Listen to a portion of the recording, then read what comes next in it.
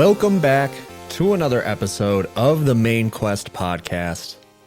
This is, of course, the #1 retro gaming podcast that's lasted longer than your favorite live service game. This is episode 100.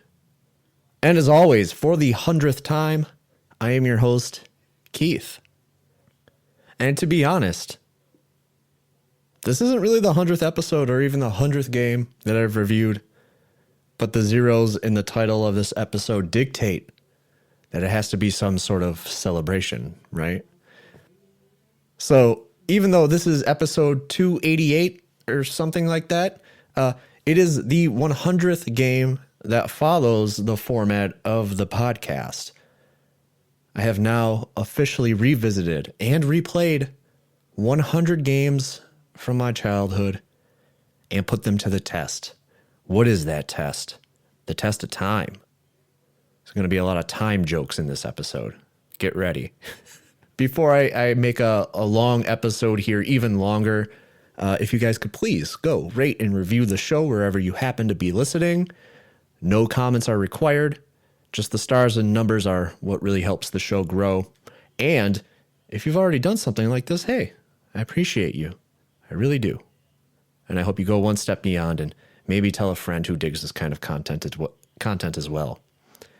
And furthermore, I need to thank Chris and Matt for coming on today and making this a fantastic episode. As you can see by how long we talked about Sonic CD, we really dive deep into this one. And this being the, last 2D Sonic game, I wanted to ask them what makes a good 2D Sonic game. But I had to hold that one back. I had to hold that question back because we would have been here for like another hour talking. So, I don't know. What do you think, dear listener? What do you think about that? What do you think makes a good 2D Sonic game? Get back to me on that one. I'm looking forward to your answers. Anyway, they were both great guests. Please go check out Chris at Retro Hangover and Matt over at Fun and Games and Reignite. Truly great people putting out great content on a very consistent basis. Speaking of great people who aren't consistent, somewhat consistent with content, let's talk about the Main Quest. I've been doing this for a while. Next month marks the 5th year anniversary of the show, and it doesn't even feel like I've been doing this longer than a year, really. It doesn't... Time flies, man. So here are some fun stats that I've pulled for the show over the past quote-unquote 100 episodes here.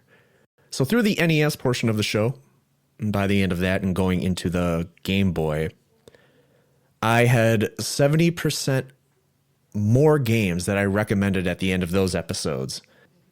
So pretty much overwhelmingly positive reviews. And then I started covering Sega Genesis games. And that number quickly evened out literally to 50-50. 50 games recommended, 50 games not recommended.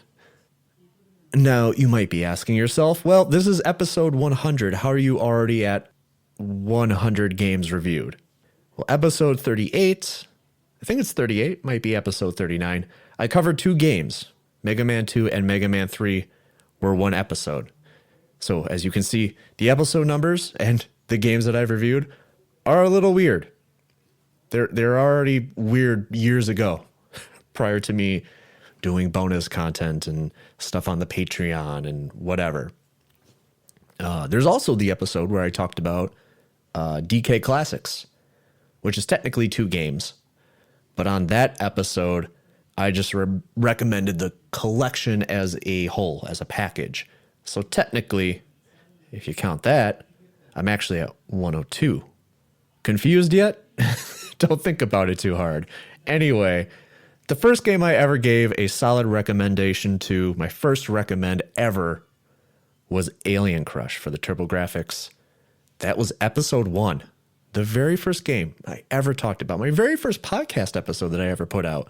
Right off the bat, the show started off on a positive note.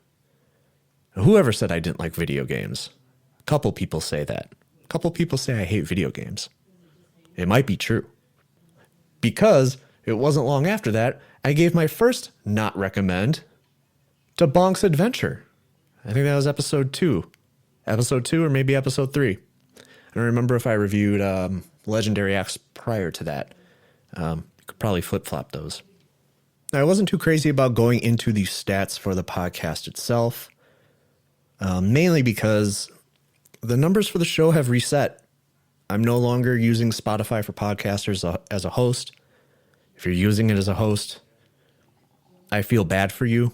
I mean, I understand it's very good to start out on. That place is garbage, and they have garbage customer service. I guarantee you that for the 2 hours I was stuck on the phone trying to switch things over, I don't think I was talking to a human being. I think it was a robot the entire time. And all I wanted to do was move my feet over. That's all I wanted to do. It was an abysmal experience. So good luck to you guys. But since I've been back, looking at the stats here, I've had 1,308 downloads, 914 since the beginning of the year, and 180 the last 7 days.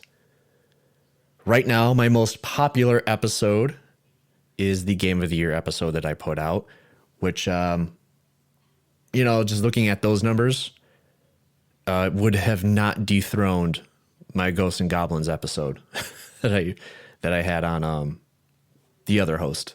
Because that thing was like in the thousands, which is like, I don't know what AI algorithm like picked that episode up or why it picked it up. I don't know where those numbers came from. Nothing has come close to that.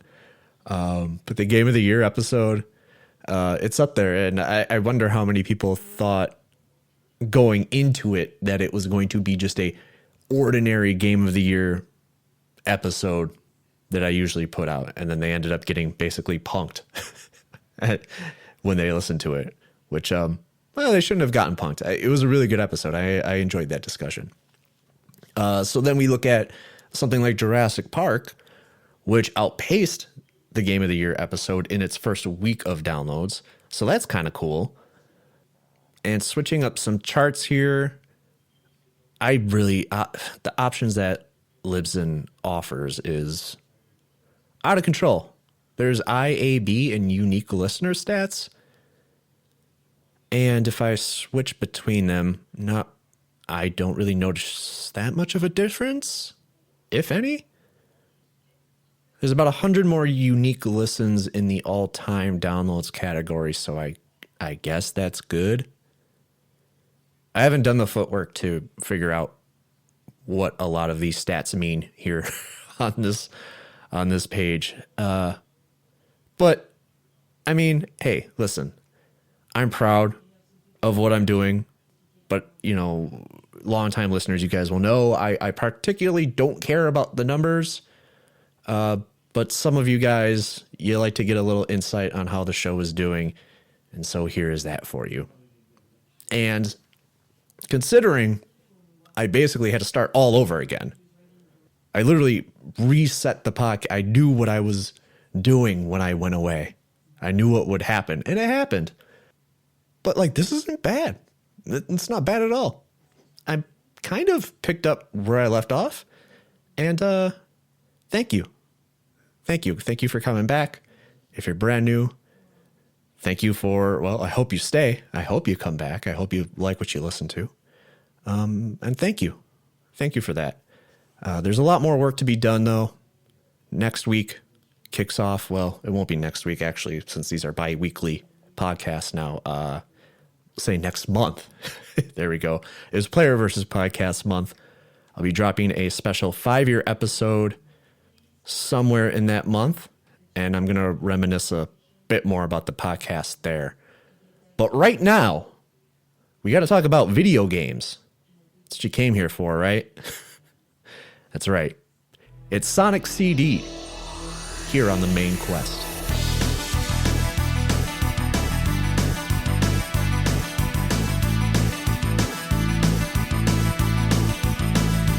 If you're strong, you can fly, you can reach the other side of the rainbow.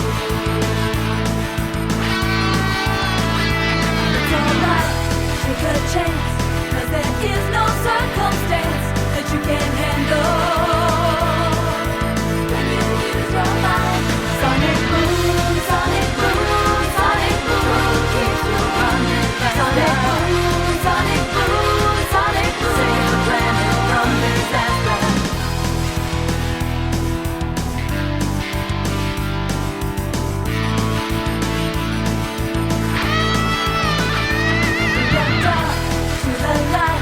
It's a supersonic flight, gotta keep it going.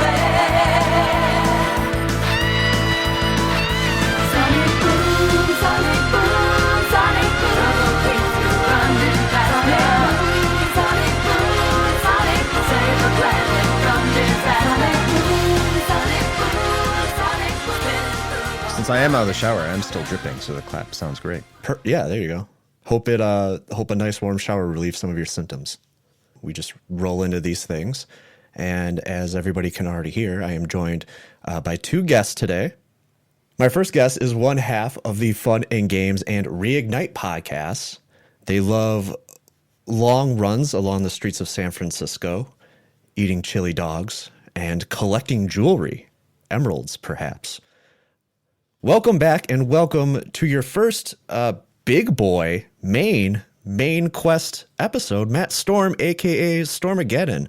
Hi, thank you, Keith. I'm excited to be here. Yeah, I was on like a group onslaught of Game of the Year conversation, which was a ton of fun and a little unhinged. But I'm excited to be on one of the big boy main focused on one game episodes. I'm a longtime fan, so it's exciting to be a part of it. You have officially graduated. I did have you slated as a backup guest for Sonic Spinball, and I couldn't let that be your first appearance on the podcast, though it would be probably the more formal episode to be on because I always tend to get guests on for like some of the most renownedly and widely panned video games. But so I figured this is I don't know, a nice happy medium here. We'll see what everybody thinks about this, but glad you could come on for this. Thanks. Appreciate it. Happy to be here. My next guest, second guest here, you should know very well. He's been on the show before. You can hear him on prior episodes such as Sonic the Hedgehog, and that's it. I think you've only been on one main episode, which is crazy because Am I being typecast? Yeah, I think you are the de facto Sonic person now. Yeah. I have a feeling there's going to be a fight over that in time. But it's great to be back, and I've heard you've brought back trivia, which we did not have last time, and I was kind of sad. That was a favorite part of your episodes for me when you had on a guest. I was like, yes, I finally get to answer questions, and you're like, no, I hate that. It's lame. I'm like, okay. And now you're like, we're bringing it back. I'm like, yes, finally get to have the trivia portion. But I'm happy to be back. I'm happy to be talking about Sonic once again. I just hope maybe next time it's not a Sonic game. If it is, it's fine. I'm sure it'll be Sonic Adventure or something. In case nobody knows who you are, I should probably finish that, right? Chris Coplien from Retro Hangover. Oh, yeah, that's me. Yeah, that's who you are, right? I was still trying to figure out who you were for me. I was like, who is this guy? Yeah. I'm feel like we have ever present. I feel like we have podcasted a lot together in the past like year or so, and it's just crazy that you've technically been on the show once. We've did some bonus episodes and stuff, but did we? Never. Yeah, we did maybe it was just one. Well, no, you've done you've done like all of the Game of the Year episodes, and you've done with Josh and Eric. We did the Mario All-Star. Oh, that's right. Episode. We did Mario All-Stars. Yeah. So Mario and Sonic, I'm definitely typecast. Understood. Yeah, there you go. We'll get you on for something else. Matt, since this is your first real episode, I do have to go through the formal inquiries here. What was your history with video games? What does that look like? Like, where did you start? Where did you begin playing? What are some of your more formative memories? So the first video game console I ever owned was a hand-me-down from my mom. It was the Atari 2600. There's no need for your listeners to do the math and figure out how old I am. It's fine. But we'll say it was relatively still recent when I got it. And I played a lot of Mousetrap, which if you're like, what the hell is Mousetrap? Mousetrap was a bad Pac-Man game. You were a mouse, you ate cheese, which made the cats scared for some reason, and it was just basically a bad Pac-Man ripoff. And I also played a lot of Pong and a bad Atari Pac-Man, because the Pac-Man on Atari was also notoriously terrible. And that was like the first games I ever had. I wasn't particularly good at them. It was more a toy for me. I would become like a capital G gamer, as we like to say, probably till the Super Nintendo era. But I had an NES. I played tons of games on the NES, you know, Mario Brothers, Metroid, Ice Climbers, Kung Fu, Duck Hunt. I had tons of stuff. But that's kind of where my trajectory for gaming started. But I think the Super Nintendo and the Sega Genesis were the first two systems where I was like, I want games. I want certain kinds of games. I really like playing video games. What were those certain kind of games that you wanted?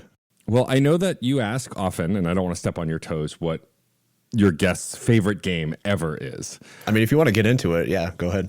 And so I'm sad to say that it's a repeat, because I, as of when we're recording, just listened to your Vector Man episode, which was incredible and a game worth talking about, and I'm glad you enjoyed it. But I have a similar favorite game to your guest on that episode, and it's Chrono Trigger.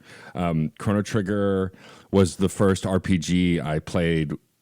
I wouldn't know what really RPGs were until Final Fantasy VII, like really know genres and what these kinds of games are. But all I knew was Chrono Trigger was a game that I loved. I loved its story. I loved its characters. It was the first game to make me cry, something I will do many times with emotional games in the future.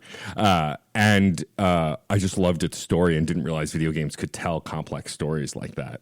And then it was other games on the Super Nintendo that like kind of pushed, like the beginning of my love of genres were mostly on the Genesis and the Super Nintendo. So like Super Metroid made me fall in love with Metroidvanias. Donkey Kong Country then made me fall in love with platformers. I would go on to play better platformers like Super Mario World and the like, but I really loved Donkey Kong Country when it came out. And then for the Genesis, I mean, you joke about it, but I am a big Sonic fan. I've played every Sonic game in existence, because I finally played Sonic the Lost World or Sonic Lost World last year, and it's bad. I played like an hour of it. We'll never play it again. But I've played every Sonic game, and I love a lot of them. And you and I have had lengthy conversations for the patrons of Retro Hangover has heard us talk about Sonic Adventure already, and the public feed will have that down the line. But so Sonic was, I think Sega Genesis and the Sega 32X were like the consoles where I was like, oh, this can be art. This can be interesting. And I think that's why those two consoles in particular I have the fondest memories for, and have influenced my love of a variety of genres now, because both platforms were really diverse. Both platforms were like had a ton of different kinds of games, and a lot of modern gaming, especially a lot of modern indie gaming, calls back to a lot of those old school aesthetics and sensibilities. Sonic is art. Yes. You heard it here first, folks. Yes. Yeah. So, you know, regarding your love for video games also led you to a career in the industry. How much of, like, did you know when you were playing games, and the older you got, we're about the same age, but was there ever a time or a moment where it hit you where you're like, yeah, I want to do this for a living. I want this to be part of my life for the foreseeable future? No, actually, it's funny. Like, video games felt like magic to me in the way that they came into existence, and often still do. Like, when I hear of folks like Billy Basso, who made Annowell basically by himself, I go, that's not real. It's a magic trick, right? One person can't make a video game. Of course they can, but it's like my brain doesn't comprehend that, even though like all other art forms have multi-hyphenates who can do everything, you know, musicians who do everything, you know, directors who are also writers and actors, that kind of thing. But no, I'm so old that podcasts didn't exist when I first started playing video games. But it was when I started making podcasts about 12 years ago, and I started making them about music first. Because I'm a big music nerd, and I wouldn't pursue video game podcasts until I started hanging out with my now co-host, Jeff Moonen. It was me, Jeff, and our spouses, both named Sarah, never confusing. And we were talking very loudly about some video game passionately, and Jeff's Sarah basically went, can you two stop? Why don't you just go make a podcast or something? Which was a funny joke at the time because I already had several of my own. And we were like, bet, let's do it. And so we did, and here we are. I never really thought I'd be going to conventions, interviewing developers, like any of that stuff. Like last year, I interviewed the Vim of Vim's Lair, one of the most important emulation sites in existence. Nice. Yeah. And I just never thought I'd have connections like that or be able to connect with people like that. I've interviewed Grant Kirkhope, one of my favorite composers. We've had Yuri Lowenthal, the voice of Spider-Man, and many other things on the show several times. Like those kinds of connections that have mostly happened organically just from outreach and like just blind buckshot emails to whoever I can is not a thing I ever envisioned. And I'm so grateful to be able to do it, be part of these kinds of conversations. It's what's led me to meet all of y'all. And like being a part of the indie podcast scene has been incredible. I've been doing it a long time, but I don't think I really found a good sense of community until the last handful of years. Because a lot more of y'all came around when the pandemic happened. And mostly that's a good thing. And after all these interviews and all these industry people that you've met and talked to, you're here, baby. Highlight of your career. So, we've already kind of mentioned Sonic here a little bit. This is probably going to be quite the lengthy episode. So why don't we get into it? Today, for the podcast, we played Sonic CD.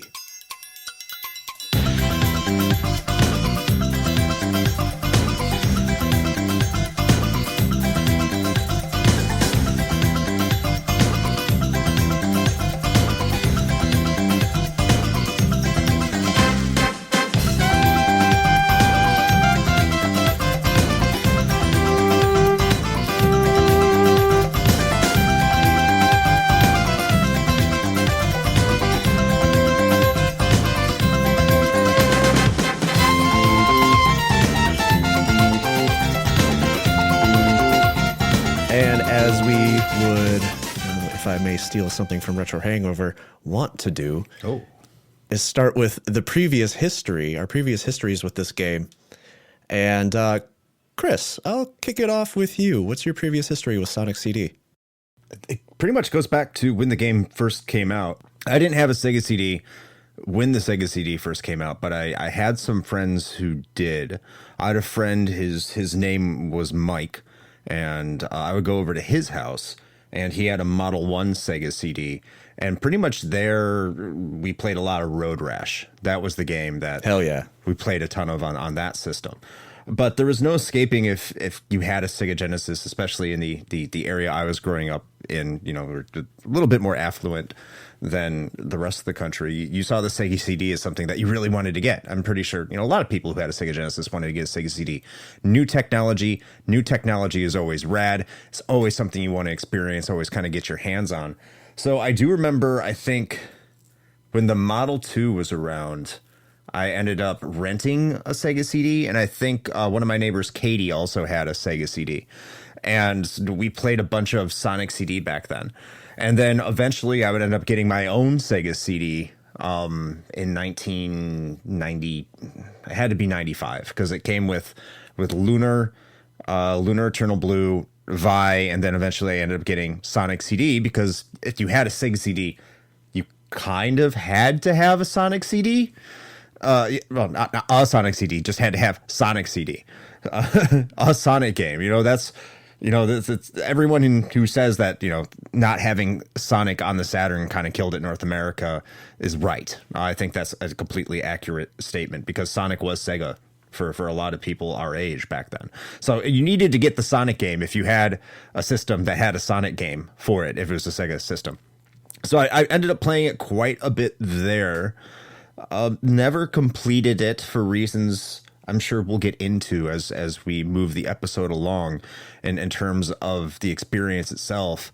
But I was one of those people very briefly until I came back to play it a while ago that would always continuously tell people that if only you played Sonic CD, you would have played the best Sonic game ever made.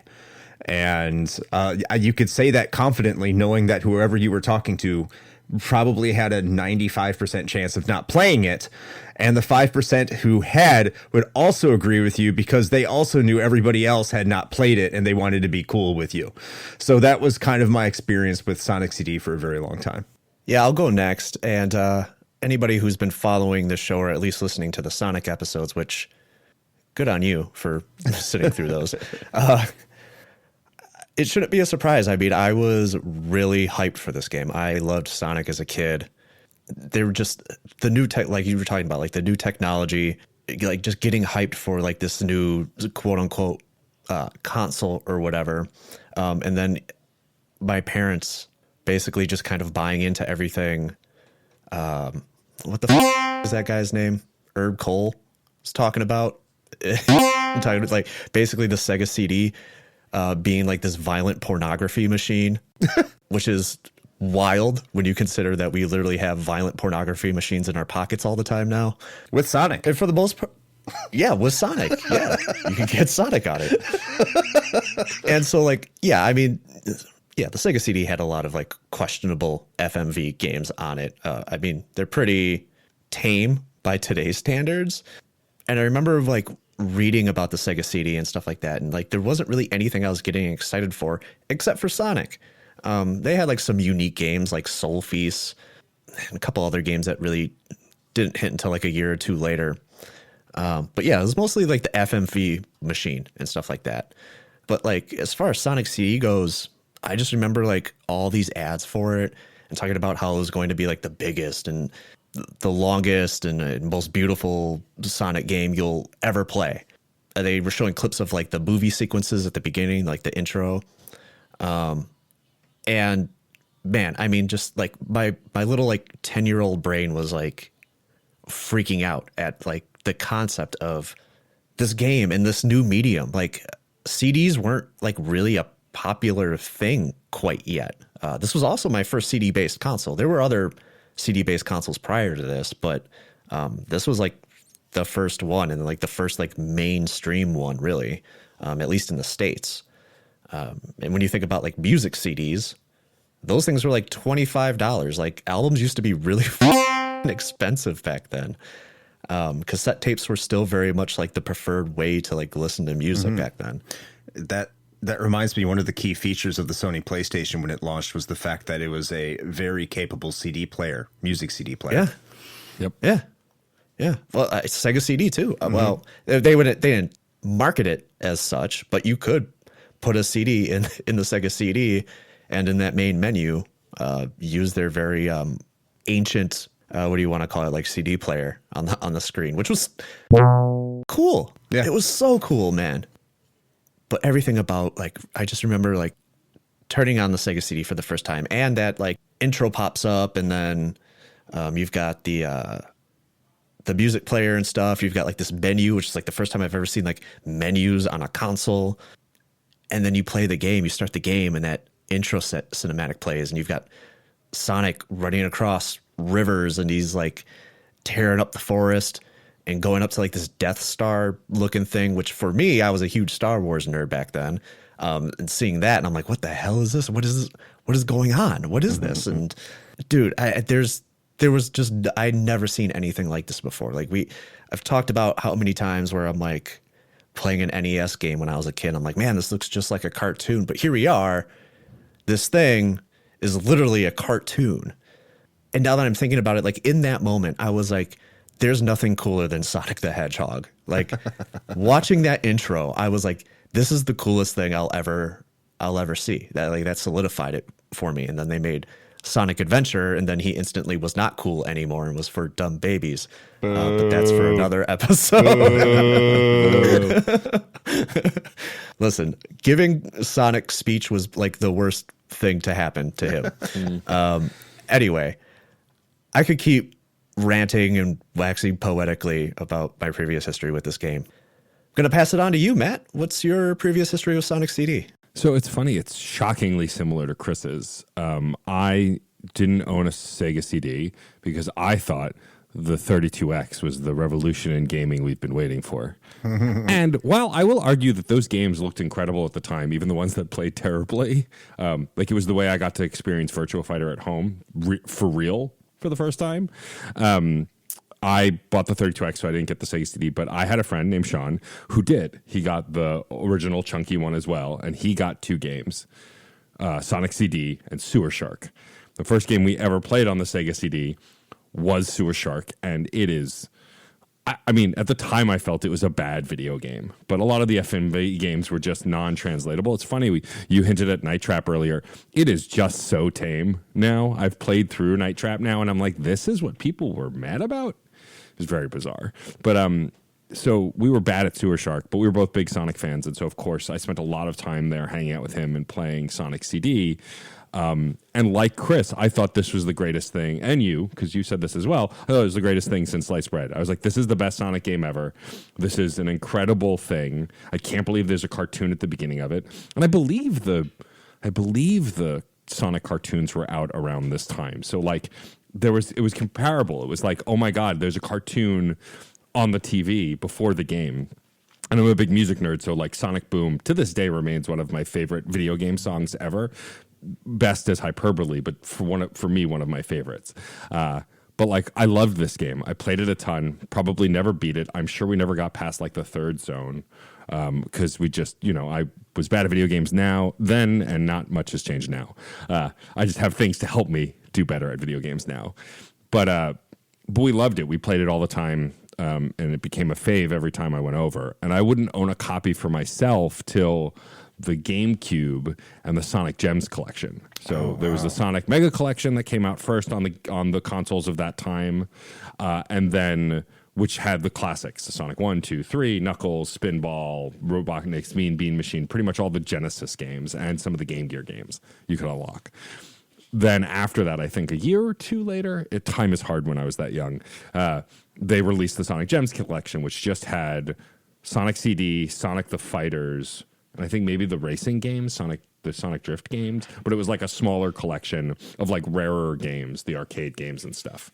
And that's the first time I ever played it through, like from start to finish, and still loved it. I thought it was great. I thought it was an incredible Sonic game. Mind you, still at that time, I wasn't super discerning. I mean, I mostly just played whatever I could get my hands on. I wasn't even in that era like, oh, I can't wait for the latest release. That wouldn't really happen until the Wii era, where it's like I was waiting in line for the Wii's release. I got, Zelda as soon as it came out. Like I was looking forward to every new release. Before that, it was still because I couldn't get every console when it came out. I was always late to every console cycle. I would just get stuff and then buy the games that looked cool. I wasn't really following the trends that would happen around college and then beyond. But like then I would go on to own Sega CD in a variety of places. And yeah, I've always loved it. But needless to say, as Chris was hinting at, I'm a little more discerning now, so my feelings have changed, and we'll get into that. But as a kid, like both of you, there was nothing better. This was the coolest game, and Sonic was the coolest character. Like I was obsessed, and this game at that time, like there was no bigger game to me than Sonic CD. You mentioned the 32X, and I think that's also one of the reasons why we didn't have the Sega CD very long, because it's just Sega was just throwing whatever they had at the wall.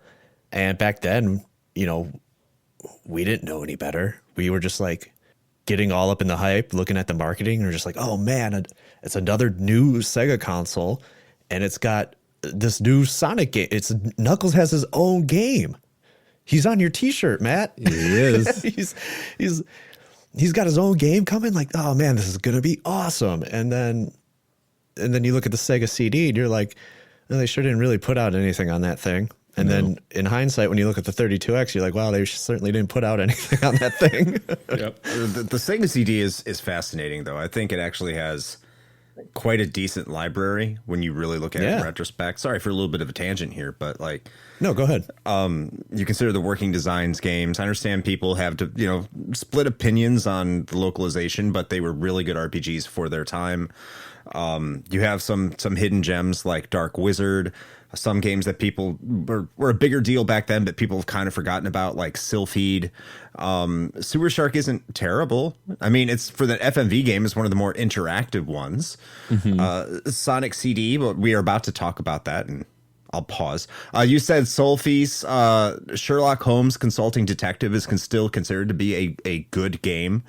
There are capable games on the Sega CD. It does have a decent library in and of itself, and it's certainly more robust. Well, the good games at least are more robust than what you're going to get on the Virtual Boy, and certainly the 32X. I know I'm setting a very low bar here, but There's quite a few good games on there, and I just think the reason that it kind of gets trounced and viewed as a giant piece of crap is because of the labeling it gets from like Crisscross Make Your Own Video and Marky Mark and the Funky Bunch, and kind of Night Trap that was a bigger deal than it really had any right to be, and that's why Sega CD, that's how it's viewed. But there's so much more on there, and I just kind of think it gets unfairly labeled. I mean, you talked about in your previous history how you were playing stuff like Lunar, and like it's one thing to know somebody with a Sega CD, which was very rare back then. It's another thing for somebody to play a game like Lunar on the Sega CD as well. Second best-selling game on the console. And I've never played the original version of Lunar. I've just played the PlayStation port. Yeah, but I forgot where I was going with that thought. Oh, it was like. Yeah, I mean the Sega CD was like the first like real well marketed thing because Sega was huge. They were huge at this point. Yeah. They were just as popular, if not more, than Nintendo at this point, and they caught fire very quickly. And like people just didn't really know how to develop for the Sega CD yet. Like they didn't know what to do with all that room on a CD. No. So a lot of they're just like, well, I guess we just fill it with music, right? We just keep making these 16-bit games and just, I guess, fill it with music, maybe. Yeah, man, it's just crazy, like living through like that shift in the industry, and then Sega just kind of fumbling it a little bit. Also, like that's a word for I was gonna bring up the fact that like this was also like Sega of Japan being like fully on board with something, like both them and Sega of America kind of like working with this thing instead of the 32X, where Sega of Japan was like, I guess we could make this, but we're not going to do anything with it. And they just like let Sega of America like die on that thing. So yeah, very, very interesting times. Sure.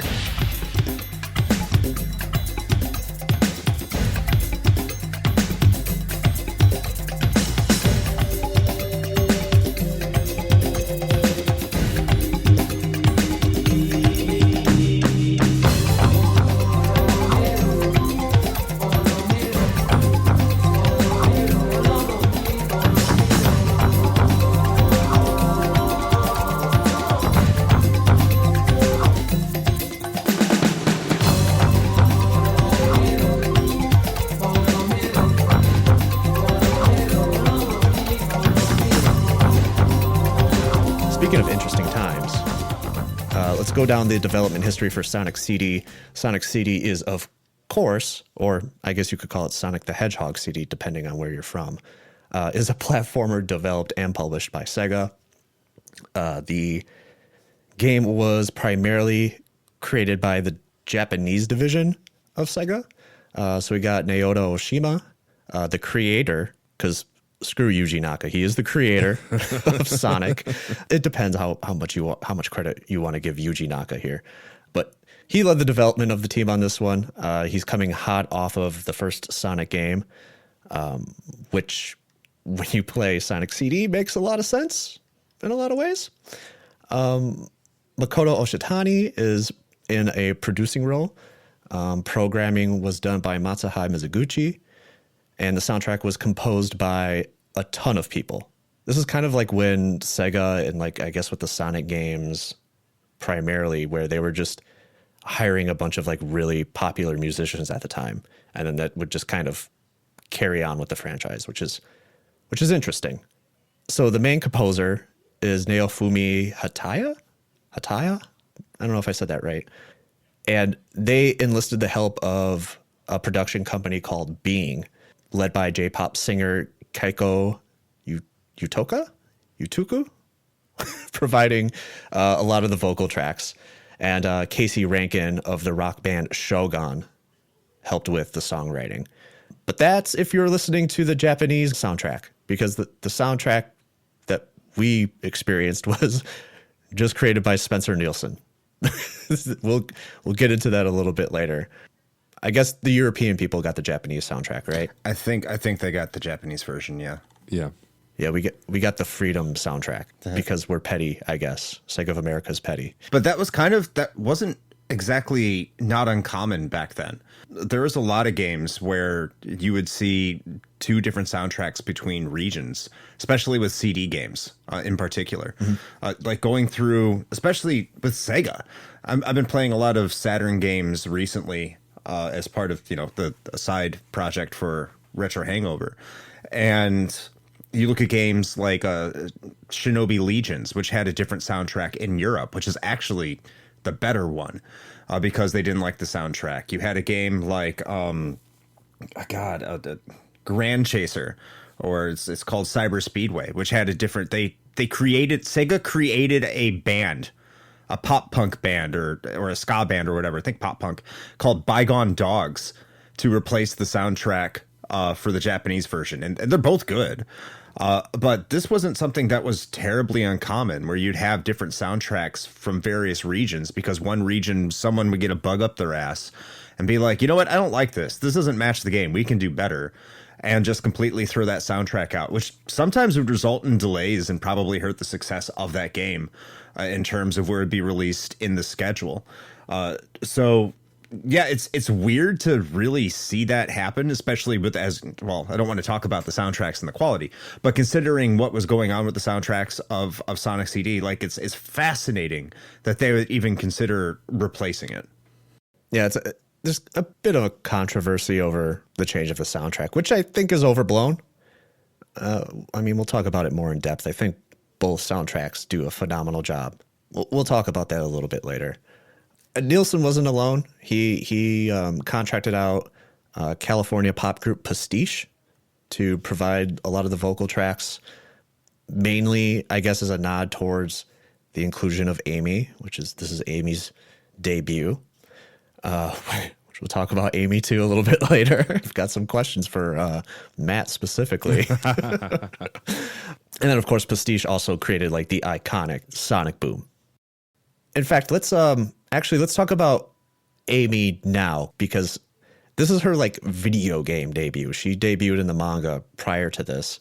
I have a note here that says it's her full bio, and according to interviews and articles that I was reading about Amy at the time, says that her name is Amy Rose, a.k.a.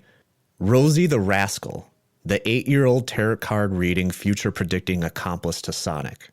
So this is canon, right? Mm-hmm. It is. That's okay. Okay. Yeah. Moving on.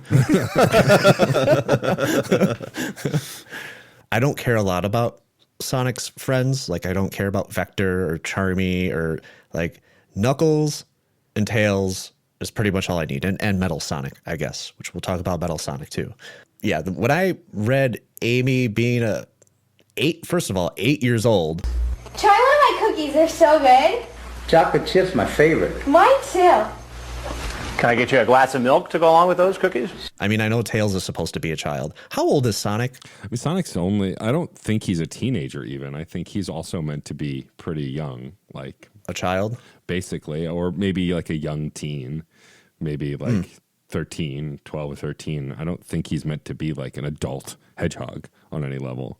I mean, I think for me, story. Also animal years, Keith. Oh, sure. Yeah, he's practically dead. Yes.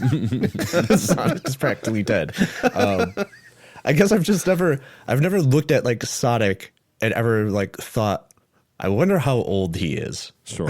I've never been like, I wonder. But now that I'm thinking about it, they should have like in the manuals now, in any Sonic game from here on out, they should have like the old school, like the way JRPG manuals would lay out like the character bios, and then they'd have like their hometown, their blood type, what they like to drink, their favorite food. Well, we know Sonic's favorite food. Anyway, the 30-year-old with a cane and a long white beard. I was just completely sideswiped by the fact that like tarot card and future predicting.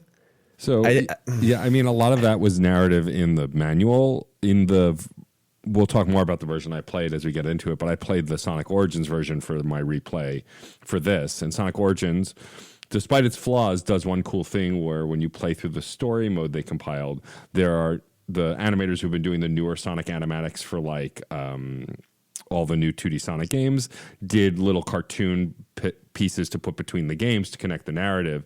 And so you see Amy using tarot cards in those little animatics. And so I was like, oh, she reads tarot. But I had no idea before that. Like, I saw those and went, oh, that's why I knew for this, because literally I 3 weeks ago saw that for the first time.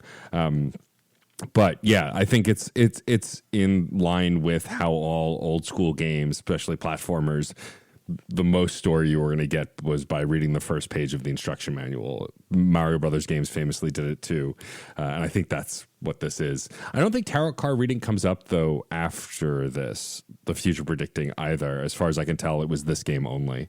My only other experience with Amy was through Sonic Adventure, and she did not seem like the type of person to be reading tarot cards or really doing anything that gave her personality.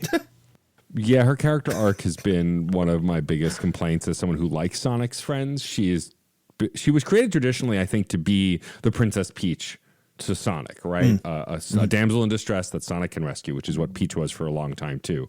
Arguably still is, but that's a whole other thing. Whereas now, especially in some of the newer TV shows and some of the newer games, they've made her less Sonic obsessed and more like less the annoying girl who's hanging on Sonic and wants to date him, and more a character with her own agency. But that's like a recent development. I'm talking the last few years. Like from this game until recently, she was just a damsel in distress who was obsessed with wanting to date Sonic, basically. I do like Sonic's attitude in this game towards Amy, where Yeah. it's like, it is, yeah, you're right. I think they did create her to be like a damsel in, like Princess Peach type of trope here, but like at the same time, Sonic's just like, I don't have time for this. I need to go get rings and make money. Yeah. I like that wrinkle too. And it goes throughout the entire game. Like the first time you're introduced to Amy, she's trying to cling on you and you're still trying to move through the level. So it's telling you, the player, that you are annoyed with her. Sonic is annoyed with her. And like one of the things too, there's like some spikes at the end of that level, and you could just jump over the spikes and try to get away from her even more, like straight up get away. And that's when Metal Sonic comes in and grabs her. So it's almost like Sonic is rescuing her, because it's like, ah, shit, I can't let her die. That'd be bad. That wouldn't look good on me. And that's kind of like the perspective here. Yes, she is the typical damsel in distress trope, but you're not doing it for, the nookie. You're doing it for, like, I don't want her parents to kill me kind of mentality, especially if she's 8. Like, you let her stay out past night with a metal hedgehog. Look, not my fault. Tried to do what I could. But I told her not to. That's kind of that kind of attitude. What was she even doing with that metal hedgehog between her legs? No? Not going to touch that one? No. Okay. No, I am not. Leaving that alone.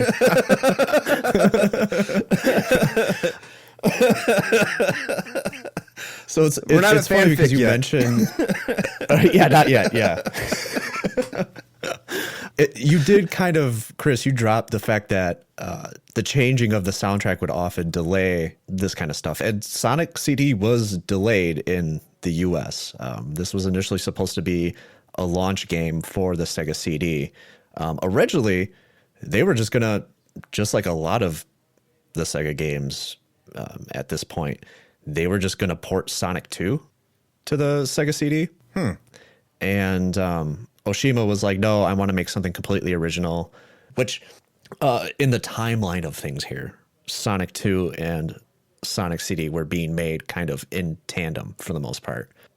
So two completely developers working on two brand new Sonic games. And STI and the Japan team kind of were flinging ideas back and forth at each other. And one of the things that Oshima took from STI was the time travel mechanic. He wanted, when he was thinking about how Sonic would travel through time, he wanted like these graphics to convey, like he wanted them to kind of like melt away and change, like the entire stage just change before the player's eyes as Sonic moves through time from one time period to another. And even though the hardware is much more powerful than, of course, than the Sega Genesis, the team was like, yeah, no, this is still like incredibly limited. So they kind of went with that loading screen that we see in the game, which there's a lot of little bits of loading in here, even when we talk about the music, that I really kind of forgot was a thing in this era. You know, you're so used to just things being so seamless these days, and it's like having to see that loading screen every time you travel through time. That's why you just get to a point where you stop seeing it. Right. And then I read an interview with Nishimura. He was asked how he felt about Sonic and Sonic 2, and he kind of considered the team that developed Sonic 2 to be like a low IQ beta male. Wow. Not his words, my words. But same vibe, though.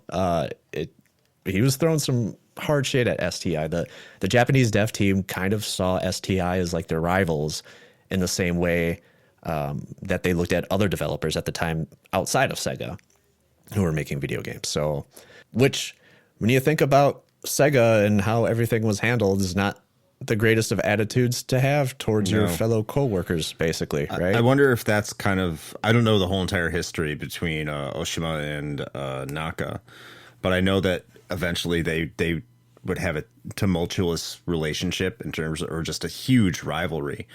I don't know if this is like the starting of that, because, you know, they would, I don't know if they reunited on Sonic 3, but I know they reunited for Knights, because Naoto Oshima is the character designer for Knights. So I don't know the whole history of it. So if that's a perception that the team had, and, you know, Naka went to STI. Now, he was creating his own issues with STI, as you've already documented. So it doesn't sound like he's exactly the most loyal of friend or the best person to work with in general. But I wonder if this caused some fractures right out of the gate in terms of Sonic. I mean, it would make sense if they were going to work together on Nights, because, you know, for all the stuff we throw at Naka and talk about how much of a pain in the ass he was successful. I mean, for a time, Sonic 2 was huge. Yeah. And when you look at the things Oshima kind of, I don't want to say took, but like the ideas that he borrowed from the Sonic 2 development team, I mean, Sonic CD is kind of like a reflection of that. Sega of America dropped the time travel stuff for Sonic 2, and so CD uses it. Sonic 2 has a Metal Sonic. CD also has a Metal Sonic, who is more prominent, sleeker, faster than the Sonic 2 Metal Sonic. Sonic CD gets Red Book audio. Sonic 2 cannot afford. Great success. That's a Borat reference, by the way. Nobody got that. Okay. It's been too long. Just to kind of capitalize on that too, and I don't want to give too much of the episode away in my thoughts here on the game itself, but you could see the division there in terms of the design process, because Sonic CD's design and Sonic CD's ideas in terms of its character design, in terms of its world design, kind of carried on into future Sonic projects. But in terms of the technical programming prowess, you could argue Sonic 2 was the better experience than Sonic CD. But in terms of presentation, you could argue that Sonic CD was better than Sonic 2. And when you see them melding, you can understand, because I think Naka, and of course people are going to be subjective there, but Yuji Naka is known for being a great programmer. Regardless of what you think of the man, he is a fantastic programmer. It's just, you know, in terms of his directorial attitude, he's probably not the best. But in terms of character design and everything like that, like Naoto Oshima was pretty much the reason Sonic is Sonic. So like you're seeing that split between Sonic CD and Sonic 2, and I think that's on full display when you know kind of the history of both of those creators. Also, not to be that person, but I'm going to push up my glasses and say that actually the two robot Sonics are different. It's Mecha Sonic in Sonic 2 and Sonic and Metal Sonic as we know him today debuted in CD and went on. Mecha Sonic has had some cameos, but is basically a different version of a robot Sonic in Sonic 2. But that comes from and enhances what you guys are talking about, that they had two different plans. These characters are not congruous. It's not like it's an evolution of this one character. They were doing different things, and they were very separate at that time. Yeah, unlike Sonic 2, I mean, this had a very smooth development time. They were able, there was like no infighting. Nobody was yelling at one another, cursing people out in Japanese. These poor Americans don't understand what the hell they're saying. Baka gaijin. Yeah, exactly. Sure. And yeah, like you said, there's a delay launch here in the US. It released nearly 2 years after the Japanese launch and a year after the US launch. Oshima recalled Sega being really passive about the development for this game because all of the pressure was on Sega of America because they were making a brand new like mainline Sonic game. So Sega of Japan just really had free reign to do whatever they want, like hire Toei Animation to create like a sick ass opening to their video game. Yeah. You know, so. But as for Sonic CD, it released on September 23rd, 1993 in Japan, and the following month in Europe for the Mega CD. And in the US, it was released in November of the very same year. Since then, Sonic CD has been ported to the PC. It was included in the Sonic Gems collection, as Matt stated before. That was for the PlayStation 2 and the Nintendo GameCube. A true king to the Sonic throne, Christian Whitehead, developed the iOS, Android, Sony PlayStation 3, and Xbox 360 ports of the game. And finally, it was included on the Sonic Origins collection for modern consoles back in 2022. Review scores for context. Computer and Video Games, it gave it 86%. Electronic Gaming Monthly gave it a 34 out of 40. Entertainment Weekly, A-. Game Fan, a perfect 400 out of 400. GamePro, a perfect 5 out of 5. It won EGM's Best Sega CD Game of 1993. Must have been tough competition that year.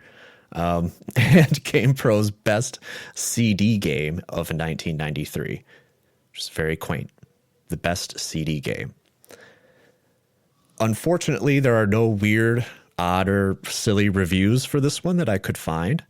It's just one of those games that people take incredibly seriously, I guess. Video games are very serious. Very serious. Very. So when that happens, because I'm coming up against that a lot more often than I would like these days, I'm just going to ask our AI overlords what they think about the video game. And so I asked ChatGPT what it would rate the original release of Sonic CD, and I got, quote, I'd give the original Sonic CD a 9 out of 10. It was ahead of its time in terms of mechanics and visuals, and the music is iconic. While the controls and the time travel mechanic might be a bit tricky for some players, its overall creativity and charm make it a standout in the Sonic series. It's a game that still holds up well and offers a unique experience. End quote. Okay. Huh. It was written by Metal Sonic in the future. Exactly. Yeah. Robotnik program ChatGPT. Yeah. Yeah, there we go. But of course, I've got to hear what you guys think about the game in question. So let's talk about Retro Recollections. What is Retro Recollections? Well, it's what I just basically said. It's when you guys get to chime in on the game that we're talking about today. And you can keep an eye out on the social media platform of your choice. I will make a post that I am looking for your experiences with the game that we're talking about. Another easy way to keep up with this is to just join the Discord. There's a channel for Retro Recollections. And I will usually just tag everybody that I can and be like, hey, it's happening. And all of those links, of course, are in the show notes. So if you're not following me on Blue Sky or something, that link is in there. If you want to join the Discord, you can pop in there as well. You're more than welcome to. And of course, we start with the Discord itself. Josh of Still Loading says, yo, episode 100, congrats. Thank you, Josh. Lethco from the Afterglow podcast says, I never had a Sega CD, but I did have this game when it got ported to PC. I played it in 1998. Level design felt rough, not as streamlined as any of the Sonic games on Genesis.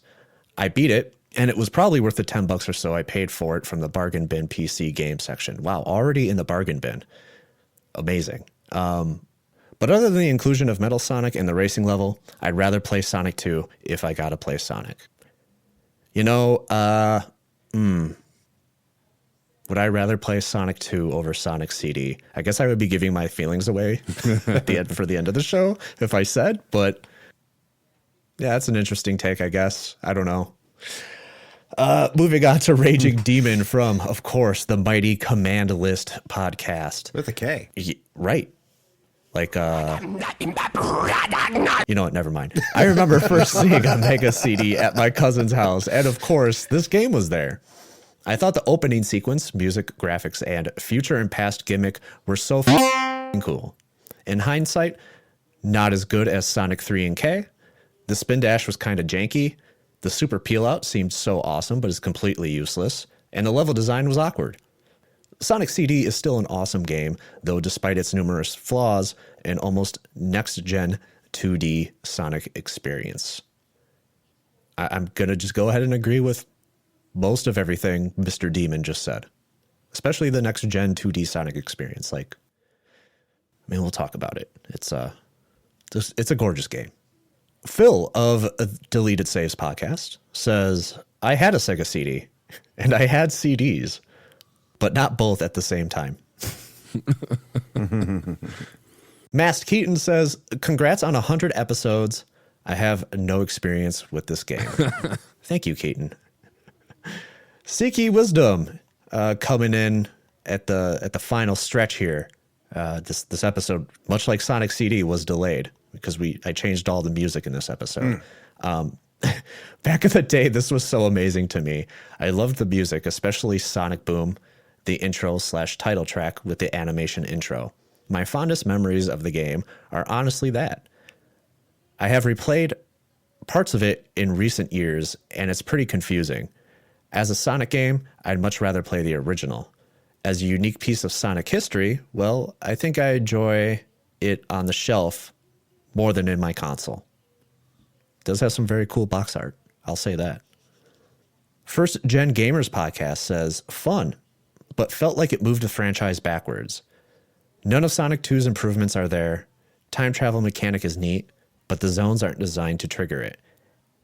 And it feels a bit too sprawling overall. Sonic. Jesus Christ. You know what, Chris? I'm just going to call you Sonic the rest of the episode. Okay.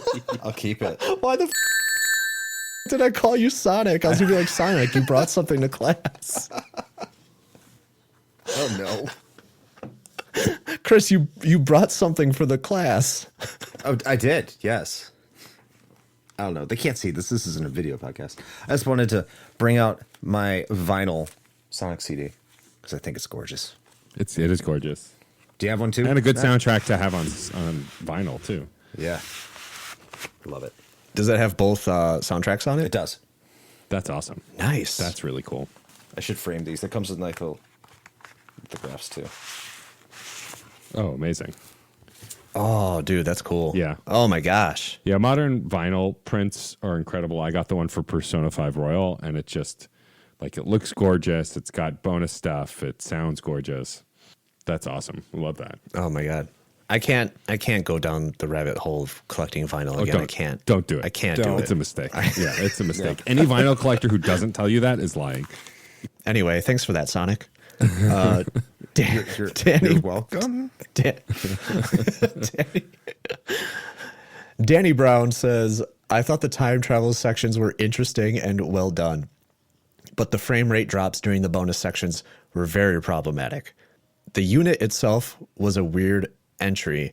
It seemed like the developers really didn't know what to do with it, except make grainy FMV and CD quality tracks. Jack Wittenberg says, Sonic CD is worth playing if you don't time travel. It's pretty messy, but the bonus levels are good enough and you won't need to do time travel. Or do the bonus levels, just play it for the game. Jared from Play Along Podcast says, last year I was on a journey to play through all or most of the Sonic games in release order. Although I only got 10 games in, Sonic CD sits at the top of my list. Had so much fun with this. It also could be clouded by the fact I played through Sonic Spinball right before it. Yeah, that sounds about right. And finally, Altered Alex says, low point of 2D Sonic. Wasn't even good enough to justify having a Mega CD. Even the remakes that are better still have problems and make it hard to come back to. So we're kind of all over the board here to people not even having played this game. to people playing it and be like, yeah, it's okay. To people just be like, yeah, don't play it. Don't play it at all. Truly a Sonic game that like splits the community more than I would say Knuckles Chaotix did, which came after this game actually.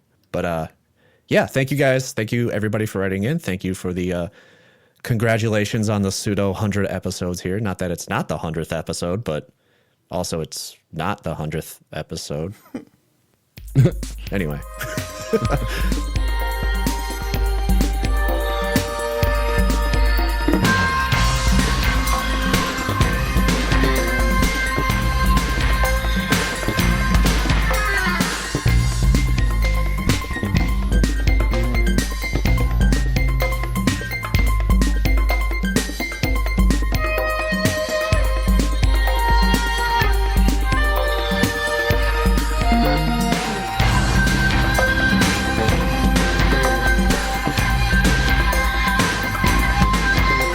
Let's get into the story and plot here, which we kind of talked about a little bit.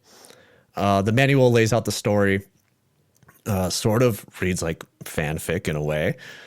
Essentially, Sonic is on his way to see Tiny Planet, a planet that orbits Mobius, and it appears once every year. And as he's making his way there, he's having a dialogue with what the manual says is Princess Sally, which is a cartoon character, which is something Matt alluded to earlier in the podcast. Not in the video game. No. No. In the comics, though, I believe at the time. But yeah. It's I mean, again, Sonic CD is not canon, so they could have probably just put whatever the hell they wanted to in here. Yeah. Although, I guess spoilers for Sonic 3, not the game, the movie. So you can skip ahead like 10 seconds. They kind of set this up as canon in the movies. Yeah, I mean, also the fact that it's not, I don't know how true it is that it's not canon in the games anymore either, because Metal Sonic exists in later games and Amy does in a different version. So like, like it's as unclear as other canon, non-canon conversations like in comics and other things. But yeah, I mean, I'm curious how they're going to work this stuff. I mean, the big thing to not stay on Sonic 3 too long, a lot of people are guessing that there's going to be time travel in the fourth movie, which might be interesting. I don't know. Yeah, that's kind of what I assume they're going for. Yeah. But yeah, I've heard every take on this, that it is canon, it's not canon, it's an alternate universe, it's a divergence. It's not really clear. The multiverse. Yeah, Sonic the Hedgehog. It's very possible they're setting up Smash Brothers. So when Sonic arrives to Tiny Planet, it is somehow, the entire planet is somehow chained to Mobius and has become flooded with metal and machinery. Robotnik has basically taken it over. Also, I have to call her Princess Sally because that's what it says in the manual. Princess Sally is kidnapped, even though she's not in the game anyway. Anyway, Robotnik dispatches Metal Sonic to capture Princess Sally, and basically we're off to catch Robotnik, free Mobius, or not free Mobius, free Tiny Planet rather, and collect the 7 time stones, because if it's not Chaos Emeralds, it's Chaos Rings and time stones, I guess. None of this is conveyed in the game, really. You do get that opening intro cinematic, and then after that, it's just kind of like almost a regular Sonic game. There is on the second stage, the second zone, the little bit of cutscene there where Metal Sonic flies by and grabs Amy. But other than that, I mean, is Amy Sally? I mean, so I think it was a translation thing. Like, I think Amy is Sally, but there is a Sally in the comics and in the cartoons as well. And I don't know what came first. And it's funny, you mentioned the in-game cutscene of Metal Sonic kidnapping Amy. That wouldn't become a regular thing in the 2D Sonic games till Sonic 3 and Knuckles, which is interesting to me. Yeah, I was just going to say, like, this came before Sonic and Knuckles, but, like, it's a step down from. So, okay, this is why I kind of have reviewed the Sonic games out of order. It should have been 1, 2, this, 3 and Knuckles, and then Knuckles Chaotix, right? The reason why I did 1, 2, 3 and Knuckles right off the bat is because those are like quote unquote the canonical entries, right? Right. And so it's kind of hard for me. It's not fair for me to say that this is a step down from Sonic and Knuckles because this came before Sonic and Knuckles. Right. But the fact that this was also on technology that rivaled the Sega Genesis, they could have put more stuff like Metal Sonic grabbing Right. Amy in here then. The storytelling, the way Sonic 3 and Sonic and Knuckles segue from stage to stage, like those aren't even, I wouldn't say like they even have a lot of those. They kind of have a lot of those type of cutscenes in them, but for the most part, it's always in the stage transition that tells you how the story is moving forward and how it's progressing. And even in its environmental storytelling, like when you get to Lava Reef Zone and you see Death Egg coming through the mountain, just kind of like sitting there ominously, and it's just like, oh man, like what the hell is going on here? And I mean, I could gush all about Sonic 3 and Knuckles again if you guys want. We don't have to talk Unfortunately, about I Sonic think you have an CD. obligation to your audience to continue with what this Yes. is titled. So, I mean, is it really fair of me to say like, oh, this is a step down from Sonic 3 and Knuckles?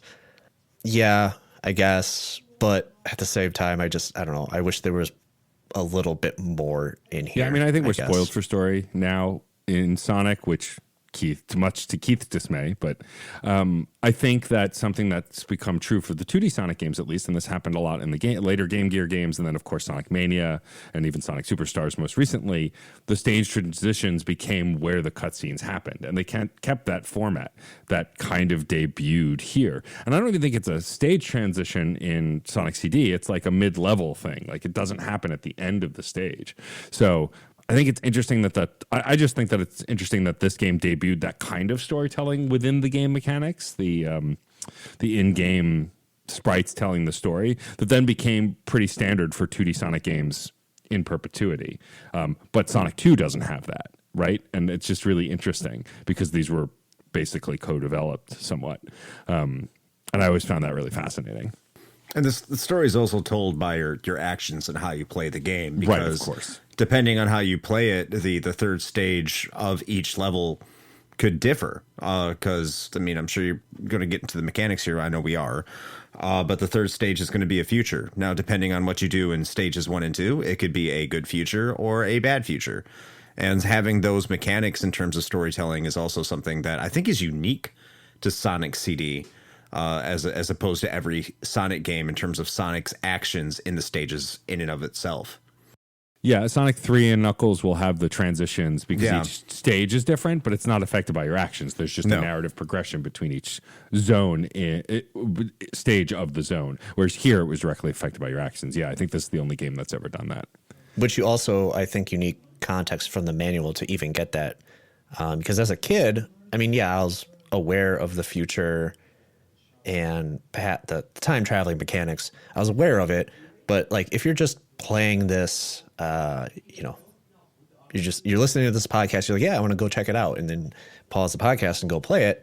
You're gonna be like, oh, this is cool that the stage is changing depending on where I'm going, but you might not have context for the story or why the levels are actually changing or anything like that. So I think that's also needs to be conveyed somehow. Without having to go to a manual or listening to a podcast. I mean, listen, especially with the opening cinematic, which, by the way, I've always, in my head, this is the first time I've played Sonic CD in like 25 years or whatever. In my mind, like the opening intro for this was like still like one of the most mind-blowing things I'd ever seen. Coming back to it for this, I mean, it's all letterboxed and it's running at 20 frames per second, and it looks like it was made with pixels. It's still kind of cool. It's rough. It's still pretty cool. I think it's a lot of my nostalgia talking here. I was still kind of blown away with it. It was new. It was new back then. You didn't have that. I mean, for most people, right? Unless you had like a turbo CD, like one of the 5 people in the United States who may have had that. But like for most of us, seeing that with Sonic and Sonic being the standard bearer for Sega. And this is also not FMV like all those other games where like this is animation, as you said, toy animation, not just like any animation. Not to say animation in general is just bad, but this is like the peak animation studio of that time or among them. And so you're getting that on your Sega CD. It's letterboxed, but you're not getting that on a cartridge. I mean, you could, but it was extremely rare, and it'd be even like the frame rate would be choppier if you got anything remotely comparable to that.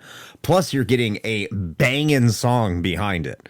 So that entire feeling you're getting from it, like even today, I'm like, this is nostalgia just wrapped around in a nice, neat little package and delivered to me right into my veins. I'm like, I love it.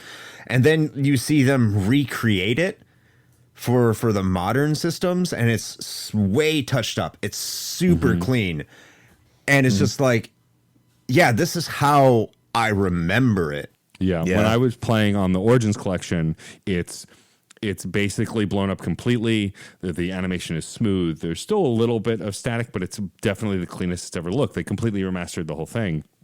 And that's how I remember it looking. I just remember it being that clear, and obviously it wasn't. But re-experiencing it on this playthrough, it's still the hypest thing probably in a Sonic game, maybe only second to Open Your Heart. But like, it's just, the song's great, the animation's awesome, it looks cool, it looks clean. Sonic does some cool stuff that normally you can't see. Like when he goes through a wall or a rock in the game, like pixels fly, it looks very cartoony and silly. In this, like they show him, I think it's in the end cutscene, jumping through, or maybe it's in the opening one where he's jumping through a rock and like burrows through it. We had never seen video games depicted in animation in that way, because even like the Mario Brothers cartoon was mostly goofy and silly. It wasn't meant to look badass. That wasn't the point of that cartoon. It was meant to be a goofy kids cartoon. Whereas this just felt very anime in its inspiration, obviously, because of kind of how cool it's portrayed with no dialogue and just some neat action. Yeah, just to wrap up the story here, I do think you get more here than in Sonic 1 and 2, especially like the intro and the outro, which we don't really have to go into the outro here, but it's almost another cinematic or animated portion or whatever, which changes depending on what ending you get. And that does a lot of heavy lifting, and you weren't seeing that kind of stuff at a time, especially for a platformer, right? You just weren't, even just the simple Metal Sonic going to grab, I almost said Sally, almost grabbing Amy. Like, you weren't really seeing a lot of that at this time. So, although personally I'm like a little disappointed at what isn't here, what is here is perfectly fine, and it's perfectly suitable for what we need in a game like this. Yeah, I agree. Let's talk about the gameplay here, which I'm sure will probably be some hot takes in here. I don't know. Just to kind of set us up here, this is basically the same as any 2D Sonic game before it. It is more or less a mashup of Sonic 1 and 2 in regards to the power-ups and the discoverable bonus stages. He's got the spin dash, which I think somebody said in the Retro Recollections isn't as good as it was in Sonic 2. It is not. Instead of hammering the B button to make him sort of, what do you want to call it, like rev up his spin dash, in CD you have to hold it down to make him charge his spin dash, and then once you let go of, I think it's the D-pad, then he basically zooms off. But to counter that, to counter that is the peel out, which is faster than the spin dash. It works similarly, except you hold up on the D-pad instead of down, and it still charges. And Sonic will just start, as soon as you let go of the D-pad, he will just start running. And again, it moves much faster than the spin dash for whatever reason. The trade-off here is defense. Everyone knows when you're going fast in a Sonic game that you need to start rolling around. That is the best option, the best way to get through mostly any 2D Sonic stage, right? Because along the way, Sonic will take out enemies.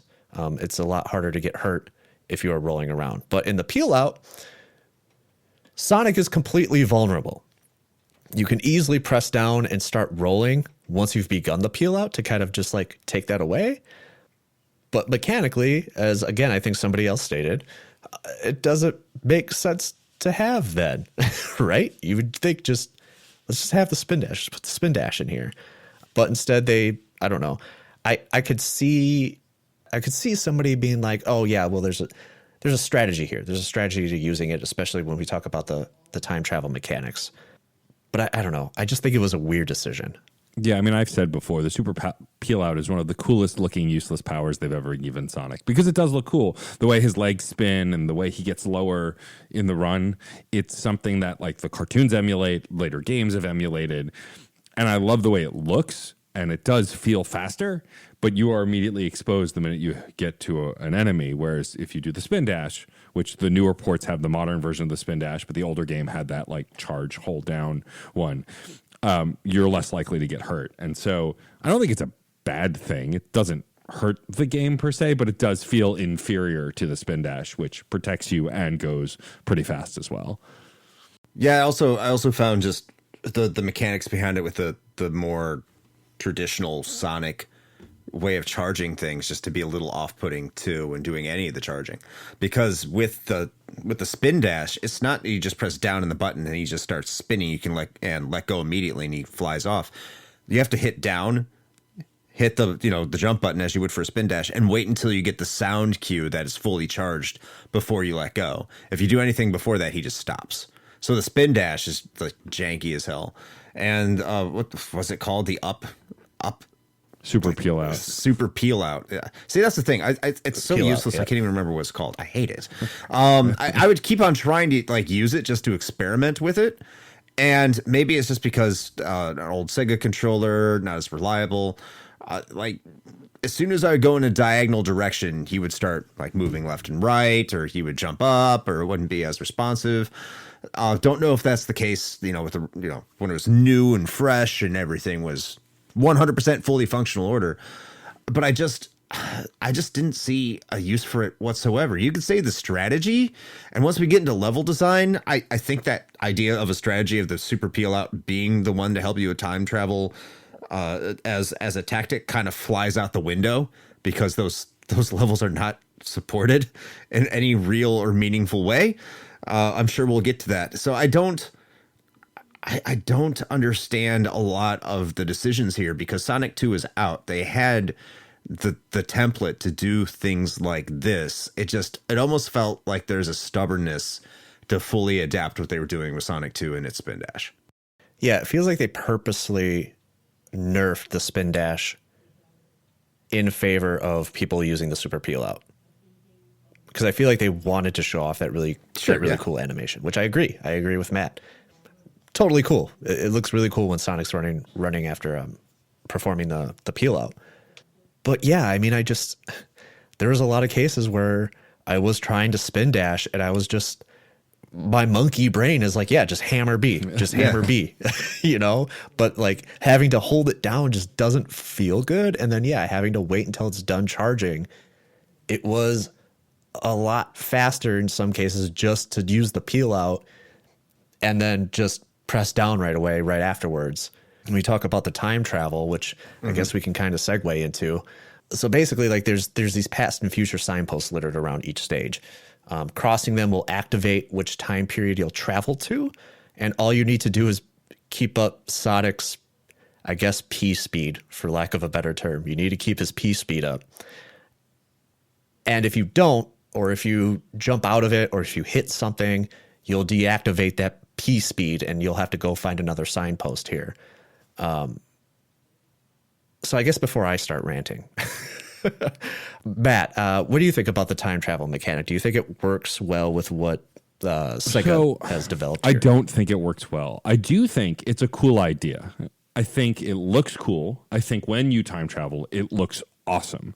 Like, I'd never seen anything in a game like that, right? It just looks really cool. It has Back to the Future vibes, which I'm a big fan of. So, like, I like it in theory, but especially on the most recent replay of it, it's just, first of all, the signposts placement is inconsistent. They are often not placed in long runways, which I get for the challenge side of it, right? If you just put them on long flat areas, they'd always work, and that's not the point. But I think also because the game mechanically never tells you that you need to destroy a robot or a device in the past to make the better future, like you don't know why you're doing it other than to see different stages. So I loved it as a kid because I'm like, oh, it's a different stage. Awesome. And the music changes a little bit as well. The past music is a little brighter. The future music is a little more technologically sounding. And I thought those variations were awesome. But mechanically, I guess because I didn't know what its purpose was, it didn't bother me. But as someone smarter, arguably, playing it now, I know what the purpose of it is. And this game, I think the inherent flaw in the playing with the time travel is that you then stop going forward, which is the point of most of the early Sonic games, and now have to backtrack to find that device because it often wasn't ahead of you, and figure out where it is, destroy it, and then get another future sign to go back to the present. It just functionally didn't work. I think they can sometimes be in the future also, but like that's just the thing, right? I barely remember because the game mechanically never teaches you to do it, right? And a lot of old games didn't have a lot of tutorials. Like that's not that uncommon. But now, even in the modern iterations of it, it just feels like a failure to not teach us what to do or give us some indicator or something. And we'll talk more about this when we get to level design. Because of how the levels are designed, it often feels impossible to get those things done unless you find like two springboards back to back and bounce off them between them to just do it. Like it never feels convenient, which again, I understand some of the challenge, but like they don't even give us the chance a lot of the time. And there are also too many of the damn signs too. Like if you've defeated the robot in the past, I don't want to go back to the past again. I don't want to run to the past. And once you get to a certain speed, you can't stop it. And it's such a fine line between up to speed to make it go away but not use it, and up to speed to use it. Because if you don't go fast enough, it stays until you go fast enough that it activates long enough that then if you get stopped, it disappears. But it's such a fine line there. So if you're just purposely trying to get rid of it, it's much harder to do. And you can't just like cancel it or anything. So I have a complicated relationship with the time travel mechanic because I love the idea of it. But in practice, in this most recent playthrough, it was, I think, awful and a huge pain in the ass. Mm. So I would echo a lot of what Matt said as well. The way I played this game, there's no point in even trying to go to the futures. Like you get a future sign and you're trying to do everything you can to not use it because it's a functional disadvantage in terms of seeing the true ending, and there's really no purpose to doing that. The only thing you want to do is go into the past. And thankfully, you don't have to go into the present in order to do anything beyond that. You can just finish the stage in the past, and that's fine. But it like when your design is in trouble when you have a mechanic to completely nullify it.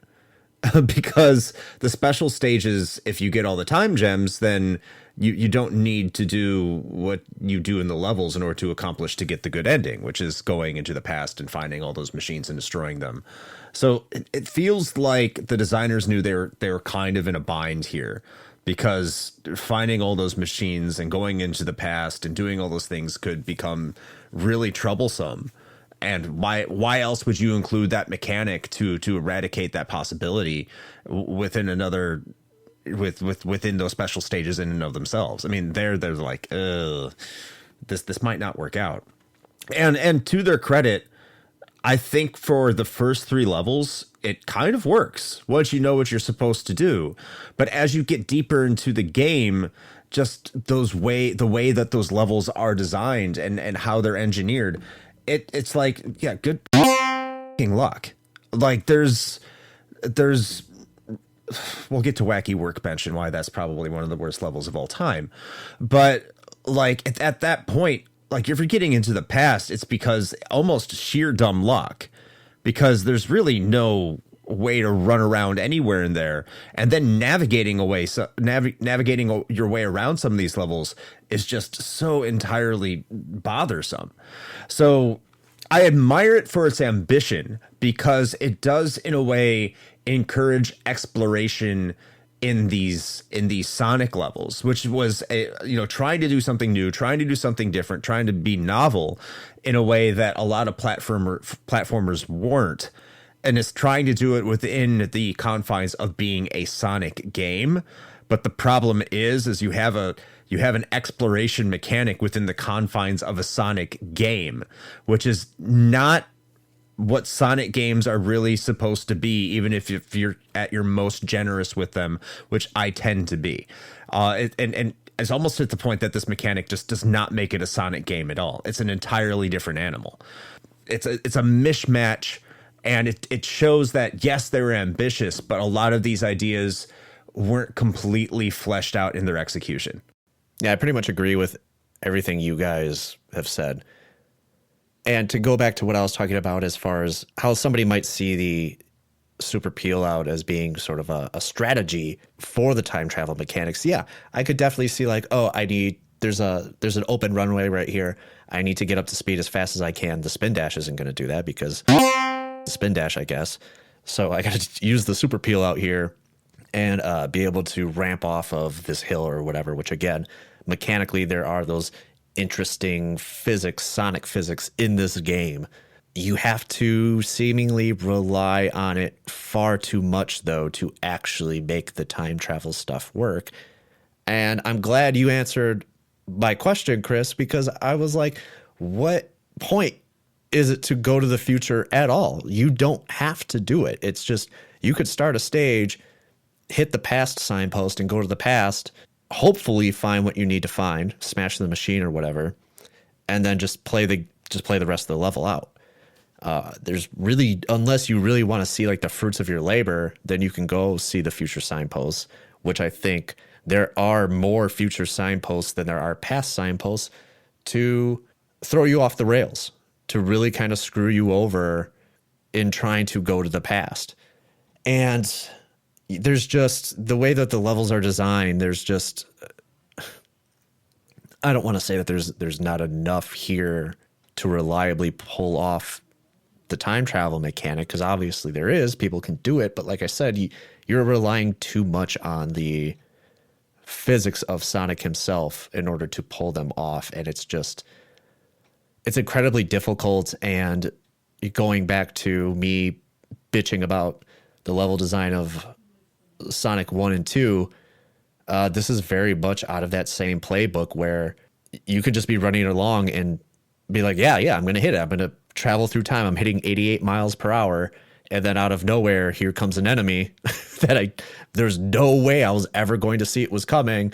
And now I lost it. It's incredibly frustrating. I played through this game 3 times. The first time I played it just casually. That was the first sign of where I was like, do I need to go to the future? And then when I was going to the past, I was like, all right, I know I need to do something here, but I don't know what it is. I was basically, my first playthrough was just kind of playing it blind for the first time in 25 years or whatever. And I was like, I know I need to do something. I just don't know what it is. And because the levels are much larger than the previous 2 games, it's very hard to find those little machines or whatever that you have to destroy. It's incredibly difficult. And, I praised Sonic 3 and Knuckles for their larger stages, especially when you consider Knuckles can climb stuff. There's a lot of things to find, a lot of little nooks and crannies and secrets. Those games have a lot more power-ups. They have more bonus stages. You are rewarded for exploring.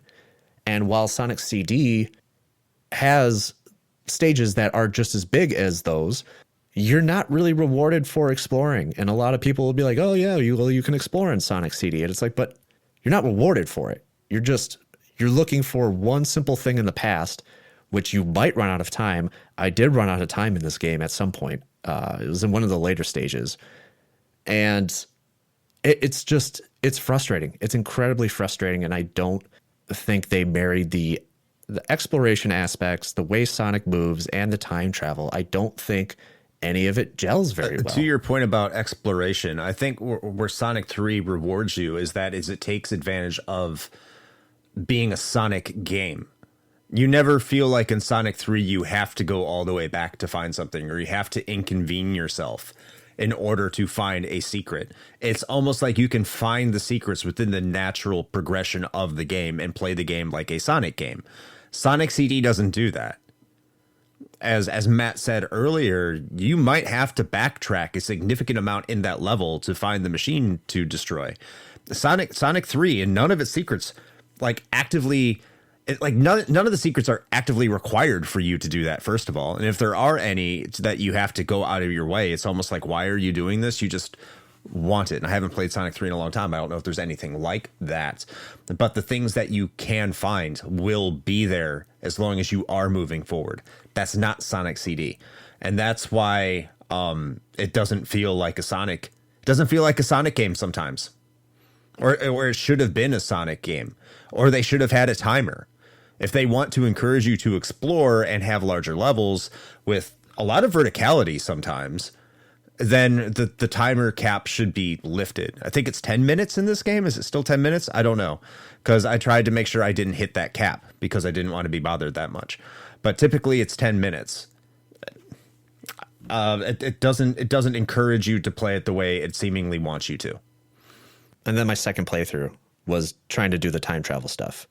And I was trying to do the bonus stage stuff to get the time stones, which if you collect all the time stones, you can just forget the time travel mechanic, because that'll also give you the good ending. We'll talk about the bonus stages in a minute. I was not getting those times. I was not getting all those time stones, unfortunately. And I also did not hit all the signposts and destroy all the machines in the past. I gave up on that. Just because this game, like you said, it doesn't feel like a Sonic game. The mechanics feel, I don't want to say half-assed, but it didn't seem like they fully committed to the time travel stuff either. And so then my third playthrough was like, okay, I'm just going to play this like it was just a regular Sonic game. Just kind of playing it like Sonic 1. First of all, I in hindsight, I think I was a little harder on Sonic 1 than I would be now. I still don't like Sonic 1. And so the gameplay here, I also don't like for the exact same reasons I didn't like Sonic 1. And then you also have the fact that, going back to exploration real quick, that all of the stages just kind of look the same. It kind of goes into the graphics a little bit, but or not even. It's not that they don't look it's not that they look the same. It's that there's no sense of place. I can never tell where I'm going exactly. In one of the later stages, what is it? Stardust Speedway's like that, if that's what you're thinking of. Stardust Speedway, and I think Quartz Quadrant was also one of those levels where it's Quartz Quadrant was the level I ran out of time on because I had no idea where they wanted me to go. And that's just it. The level design is just so backwards. And it's the same thing I complained about on Knuckles Chaotix, where it's I'm not sure where I'm supposed to go. I know I'm supposed to go right because that's what platformers up to this point have taught me, is that I always need to go right to finish the level, but I was always seemingly forced to go backwards. And like you said, Chris, there's a lot of verticality in this game, just like Knuckles Chaotix. And it's I'm not exactly sure where I am in the stage because the level design is just kind of a weird, they just kind of threw something up. It was all right, here you go. It's a Sonic game. Yeah, I mean, I think that I don't think I'm as harsh on you on the overall gameplay, but I also played a modern port of it where they did clean up some of that stuff, like the spin dash and some other things. But I will say that I also was much harsher on Sonic 1 until I replayed it a few years ago. I think it's a decent platformer. It's a bad Sonic game, right? The platforming in it isn't that bad. I've beaten that game many times. I think it's just not, by modern Sonic standards, Sonic 1 feels very chunky and mismanaged. Sonic CD is built to be a direct sequel to Sonic 1 in level design and aesthetics and gameplay, which is why the spin dash, I think, is weird. It's why we don't have some of the streamlining and updated sprites. The Sonic sprite is the same as Sonic 1. Sonic 2 and Sonic 3 and Knuckles both have two different Sonic sprites, right? Their design are vastly different. It's this improvement of making Sonic look a little sleeker and more expressive. And that this is more of a direct sequel to Sonic 1, but I think takes Like the reason Sonic 1 can work is if you don't go fast, the platforming isn't that bad. But the problem is, as Sonic, we want to go fast. Whereas in this, there are areas that going fast, like the first zone and I think the second zone, are still pretty fun and tight. But as the game goes on, it's more about strange, unpredictable obstacles and doesn't have a sense of flow that the other 3/4 Sonic games have. And so if I'm playing this game knowing what Sonic CD is and just wanting to experience it, there are other things we'll get to after this that I think still makes the experience fun on some level. But the later stages mechanically just don't jive with what the game wants you to do. And I completely agree with that. I think it's just, and this is when we get into like the graphics and the level design, but it's just not designed in a friendly way to make speed, which they are encouraging in this Sonic game because they invented the super peel out for it, work the way you would want it to in a Sonic game. That 2, and then especially 3 and Knuckles, and even Knuckles Chaotix on some level, like build those levels to give you some of those moments that this doesn't. It doesn't land the shtick for it because I think they didn't design the levels in mind with it. They designed the levels, they added this time travel mechanic, and just said, go figure it out. And I think there's this disconnect that really makes just playing the game, if you're trying to do what the game wants, much worse than if you just kind of play it, which is still not a streamlined experience, but I think is a better experience than trying to get the time stones or trying to do the time travel. Flow is a good. I'm going to be. Yeah, flow. Go ahead. I was just going to say, yeah, flow is a good word, or lack thereof that's a good way of putting it. There's not that Sonic flow that you want, that you get sometimes in Sonic 1, and then you most definitely get in Sonic 2. Yeah, go ahead, Chris. What were you going to say? I'm going to kind of be the counter voice here. And have a slight differing opinion. And that might be because, as I have stated, I am a rather big fan of the first Sonic the Hedgehog game. I like it quite a bit. I like the way it controls. I like the way it plays. I can see why it was the big hit it was, even though if you go back today, it feels a little bit basic compared to the other ones. I still think it's a very good platformer. And I think, I have complained about the mechanics that this game tries to impose on the player. However, outside of that level wacky workbench, I did enjoy playing it as long as I approached it as trying to make it to the end of the level. And occasionally, yeah, I mean, I would try to dabble in going to the past and finding the machine. And the good thing is if you're in the present, you can find like the machine. I think there was one level, the Labyrinth Zone equivalent, where you could find the remnants of the machine from the past, and you could go right there. The machine was right there as soon as you went to these 2 springs that bounce you back and forth. And like, oh, okay, that's where it is. So you can find it in the present and go back to the past and destroy it there. But if you just play it straight like a Sonic game, I think it's actually quite a bit of fun. I think the mechanics work. Ignore the spin dash, ignore the peel out for the most part when you can. And I actually think it plays rather well. It even has the screwy springs that will launch you right into spikes, because why not?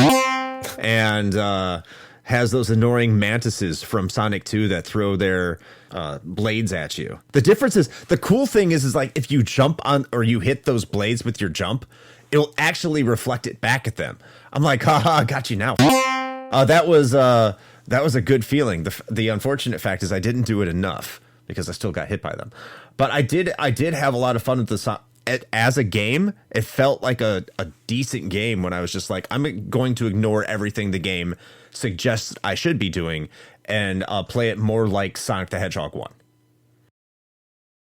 I mean, that makes sense. And like I said, I don't think I completely disliked it. I think there will be a sense of nostalgia for this game that powers my experience with it. I can't undo that. But I think all I'm saying, and I think Keith kind of agrees, though enjoying it less, I had fun despite the game. Yeah. Mm-hmm. Right? Like, I had fun despite the level design, despite the mechanics. If we are playing this game as it's intended, there's a lot of frustration. Yes. But playing it just like Sonic 1, just to get to the end of the level, yeah, it functions perfectly fine. It's often unfair, but it functions perfectly fine and can be fine. I want to kind of segue into, because unless there's anything you guys want to touch on specifically. I just want to let me know when I can talk about Wacky Workbench. Oh, get it off your chest. Get it off your chest. Go ahead. What is that? What the? Yeah. So Yeah. to explain to the listener, if you have never played Sonic CD, because we have saying this is how it is. Wacky Workbench, the entire floor is a spring. Yeah. And it just launches you up. And sometimes you can go through platforms on your way up, but you can't go through platforms on your way down. So trying to navigate your way back down so you can progress to the right because there's walls on top of it, you have to inevitably drop down, which means you're doing leaps of faith consistently, hoping you're going to land on a platform so you can jump to another platform before you jump on a spring. But their movement timing is not always consistent, so you might miss a jump, and then it's off to springing all over the place land again. It is, and not to mention, like, when you get to stage 2, now they have these grasshoppers that will just, like, air raid you and just launch out of nowhere to come down on you.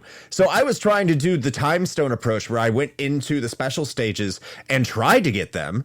I don't know when you want to talk about those, but like I was trying to do that. I was desperately trying to do that. And here I was in Wacky Workbench. I finally had 50 and I'm just sitting on this platform. I'm moving my way through and here comes a grasshopper out of nowhere landing on my like I can't do anything about that.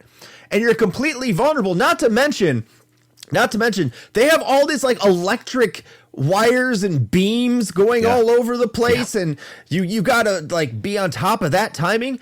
This level, this isn't even like the last level. This is like in the middle of the game.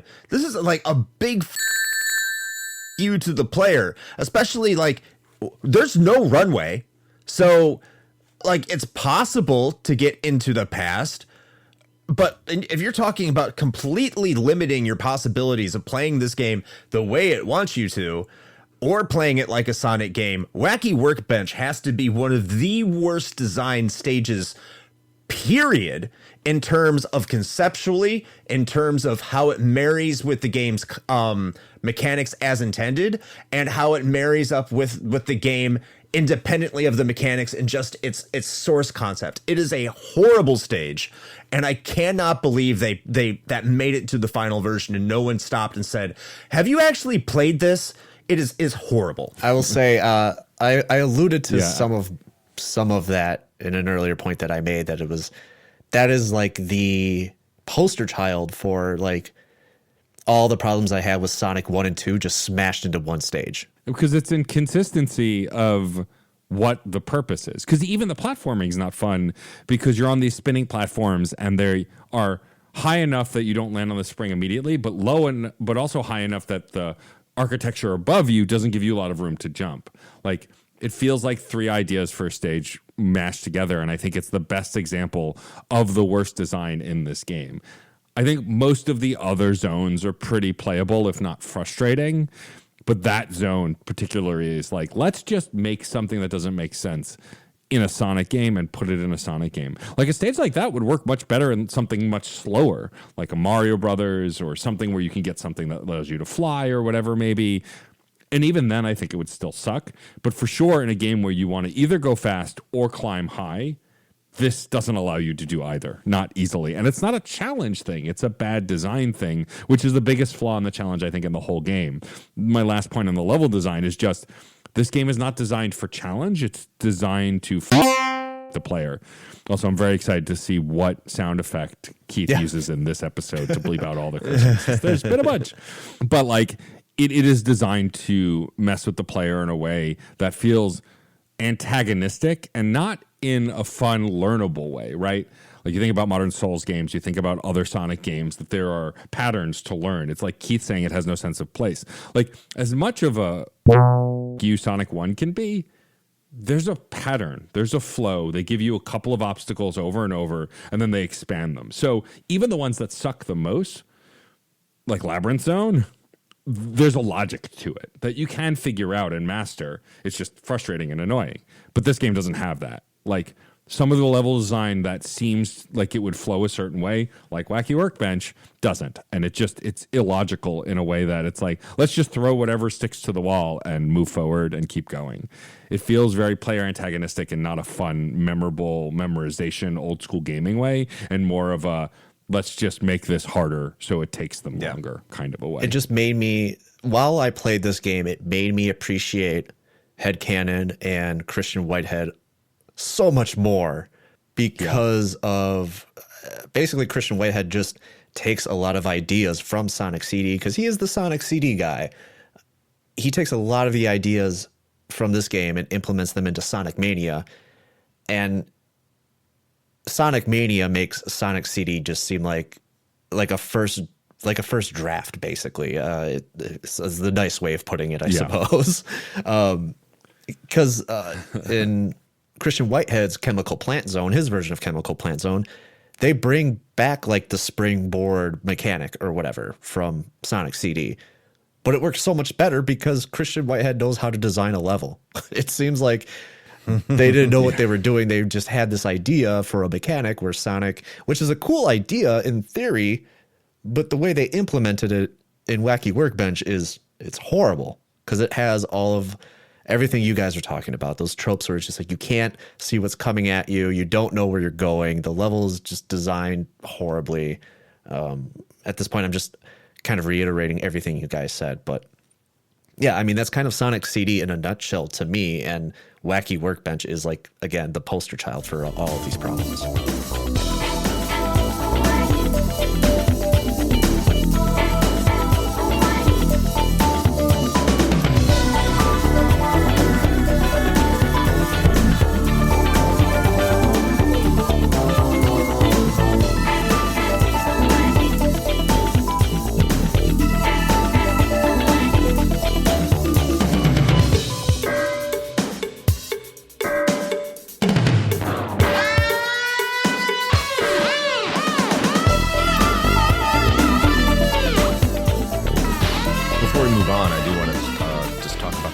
Really quick? Yeah, that's where I was going to go. Because we haven't talked about them at all. Okay, go ahead. I don't want to steal your thunder here. No, that's where I was going to go before we started talking about Wacky Workbench. So, yeah, okay. Go ahead. Okay. Yeah, the floor is yours, my friend. They're smart. They're, for the most part, like not every boss is great, of course, but like if you compare this to Sonic 1, this is essentially like a direct sequel-ish to Sonic 1. And even if you compare it to Sonic 2 for the most part, these are like good bosses.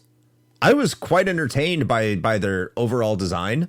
I see, like, I can see Keith right now. He's kind of shrugging, but like for a Sonic game, the level of creativity that went into these bosses was generally pretty good. It wasn't simple. There was a different strategy for every boss. There was a different way you had to approach every single one. It was mostly in line with the aesthetic and design of the level itself. So I could look at these bosses and be like, okay, I need to figure out how to do this. There's a Sonic Spinball boss, which everyone I'm sure will love. But like one of the bosses that really stuck out to me is the one where you had to run. I mean, it's not a hard fight, and I wouldn't say any of them are necessarily difficult. I would just say that they're more creative and fun in that aspect. But when you're on the conveyor belt and you have to run really fast, and instead of hitting Robotnik, that's not the point. You have to generate so much speed that heat and that friction goes against his piston and gets it down to the fact where the conveyor belt can no longer work and his machine shuts down while you're avoiding these mines that are coming down from the ceiling that will drop on your location. So you have to time where the mines are. You have to keep your speed up and have that all in relation. Like, I really love how this boss fight is working. I'm really appreciating it. So I got a kick out of quite a few of the boss fights in Sonic CD. I thought they were well designed. Yeah, I mean, I don't think any of them are particularly terrible, for sure. I mean, better than some of the bosses in Sonic 1, for sure. I'm partial to the bosses in Sonic 2, and especially 3 and Knuckles, but that's more my love of those games than I think the bosses themselves. And Sonic bosses notoriously are fine. Some of them are really cool, but I think across even the 3D stuff, they're mostly just fine and serve a purpose. But I do like that one you mentioned where you're running on the conveyor belt is my favorite because it's different. It's interesting. I forget what the underwater stage is in this game, but that boss sucked. That one where you have to chase, and you have to chase him underwater. I remember hating that one. It wasn't as bad this time through, I think, because I'm remembering it worse, or maybe I'm confusing it with the Labyrinth Zone one in Sonic 1, which is absolutely the pits. But I agree. I think I didn't sit here going, these are great bosses, but I also never went, this effing sucks. No, I'm going to retake that. This any attempt to make Keith Have to edit more? have Yeah. to use the sound clips. Yeah. Yeah. But like I didn't hate anything here. So yeah, I think that they did some unique stuff. I think some of them, like the first boss looks more impressive than it is. But I think after that there are some cool mechanics and gimmicks that they do. Not my favorites in the series, but definitely far from the worst for sure. Oh, and for that whatever the equivalent of Labyrinth Zone, if you have a good future, there's no water. Oh, interesting. I hadn't known that. So That's apparently, interesting. yeah, getting a good future can have an impact on your boss fight. Huh. Okay. I hadn't thought of that. I mean, now that you brought that up, I still don't think it's worth getting the good future to get a different boss fight. Because these boss fights are it's not. incredibly easy. Yes. they are. And I mean, I'm not going to say that that's a bad thing. I mean, that's fine. They can be easy. But for me, I'm like, these are kind of anticlimactic. You know, you think of the progression of the bosses in Sonic 1 and the progression of the bosses in Sonic 2, especially the later stages of Sonic 2. And there's like a sense of progression. Like there's just like the stakes are being raised with every boss fight. Did you guys even know when you were on the last boss? Because the last boss of this game is just like incredibly basic. Yeah, the last boss is clever, but it's not climatic at all. I'll agree with you on that. I mean, I knew it was the last boss, but See, I had there was no stakes to it. I had no idea because it's basically Robotnik shows up in like one of his little egg machines, and he's got like these plates spinning around him, and he shoots them at you, and you basically just have to hit him until all the plates are gone, and then he's dead. It's incredibly easy. It basically just goes down like that, right? And then the game ended, and I'm like, wait, like that was it? Like, it was just very like, I'm like, this doesn't feel like a last boss in the same way when you fight Robotnik in Sonic 2. You know, when you have to fight Mecha Sonic, and then you have to fight, I don't know what that giant robot is that Robotnik has in that game, but it just seemed like this could have been the boss for the first stage. Yeah. But I mean, yeah, they're fine. We didn't talk about Metal Sonic yet, which I just want to say, like, Metal Sonic is still really cool. I still really like Metal Sonic. Yes. Yes. One of my favorite designs in Sonic is Metal Sonic. I just love how sleek he is. He feels so futuristic and kind of just it was designed to be badass cool in the 90s, right? Oh, yeah. Like, and I think it Holds up. Still holds up. I mean, Yeah. as an antagonist, he feels like a real antagonist to Sonic. It feels like, especially it's not even really a boss fight, but it's still like one of the coolest gimmicks in this game is the race against Metal Sonic.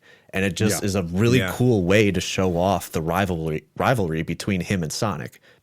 We talked about storytelling earlier, but I mean, it's a bit of good storytelling here too. Yeah.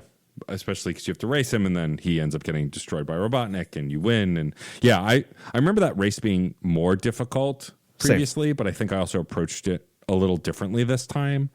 Because like when you're younger, you just run, right? You're not thinking about jumping. Whereas this, every time I got to a high hill, I jumped because 9 times out of 10 there was a spike. And for the most part, I think I did it in one try, which I'd never done before. And I think it's but you're successful in that race if you play against what's typed for Sonic, not running, but platforming. And I think it's another good example of, while it's a cool stage, it is designed in a way to, it's not designed in a way that feels organic to a Sonic game. Right? Because you have to platform more than run, which is sort of part of Sonic's ethos, but definitely it didn't feel as smooth as I think I remembered it feeling, because the successful strategy was kind of going against the grain a bit. But it's still a cool concept, I agree. And I love that, like, we don't really do races in 2D Sonic games anymore. 3D Sonics have a bunch of them, you know, like famously Shadow and Sonic's Race and Sonic Adventure 2.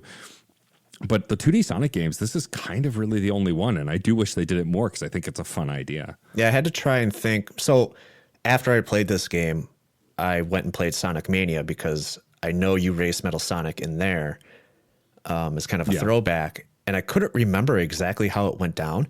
Turns out you don't really race Metal Sonic in that. I mean, you do, but it's like a very small portion of that entire boss fight. And I'm going to say I actually like this version over the Sonic Mania version. Oh, wow. Yeah, that makes sense. Another thing that I like over the Sonic Mania version are the UFO bonus stages. I agree. Now, there's an asterisk there. These stages are still a little problematic in their own way, just because of the hardware limitations. So basically, at the end of every stage, like Sonic 1 and Sonic 2, did Sonic 1 have the giant rings for bonus? Yeah, they did, right? Yeah. No, Sonic 1, you jumped through the lamppost and you did Okay. those like weird orb Okay, so stages, this is a Sonic, the more of a weird, Sonic 2 thing. diamond. Yeah, so at the end of every stage, if you have 50 rings, a portal opens up, you jump through, you go to the bonus stage. And So that's Sonic. Actually, no, that's I'm Sonic wrong. 1. That's Sonic 1. Yeah. It's is Sonic, it Sonic 1? Yeah. Okay. I knew it was one of those. And I know Sonic 3 has both of them, right? Yeah. Yeah. You find the big rings in Yeah. the stage. They're not at the Yeah. end of the stage. Anyway, so you kind of get transported to this, like, I guess what Sega would have is like it's like Sega's version of Mode 7, like a Mode 7 type of board where it's almost like a Mario Kart, sort Basically, yeah. And you have to destroy these UFOs all over the stage. And if you destroy them in enough time, you are rewarded with a time stone, which again, if you collect all 7, you can bypass the time travel stuff in the stages.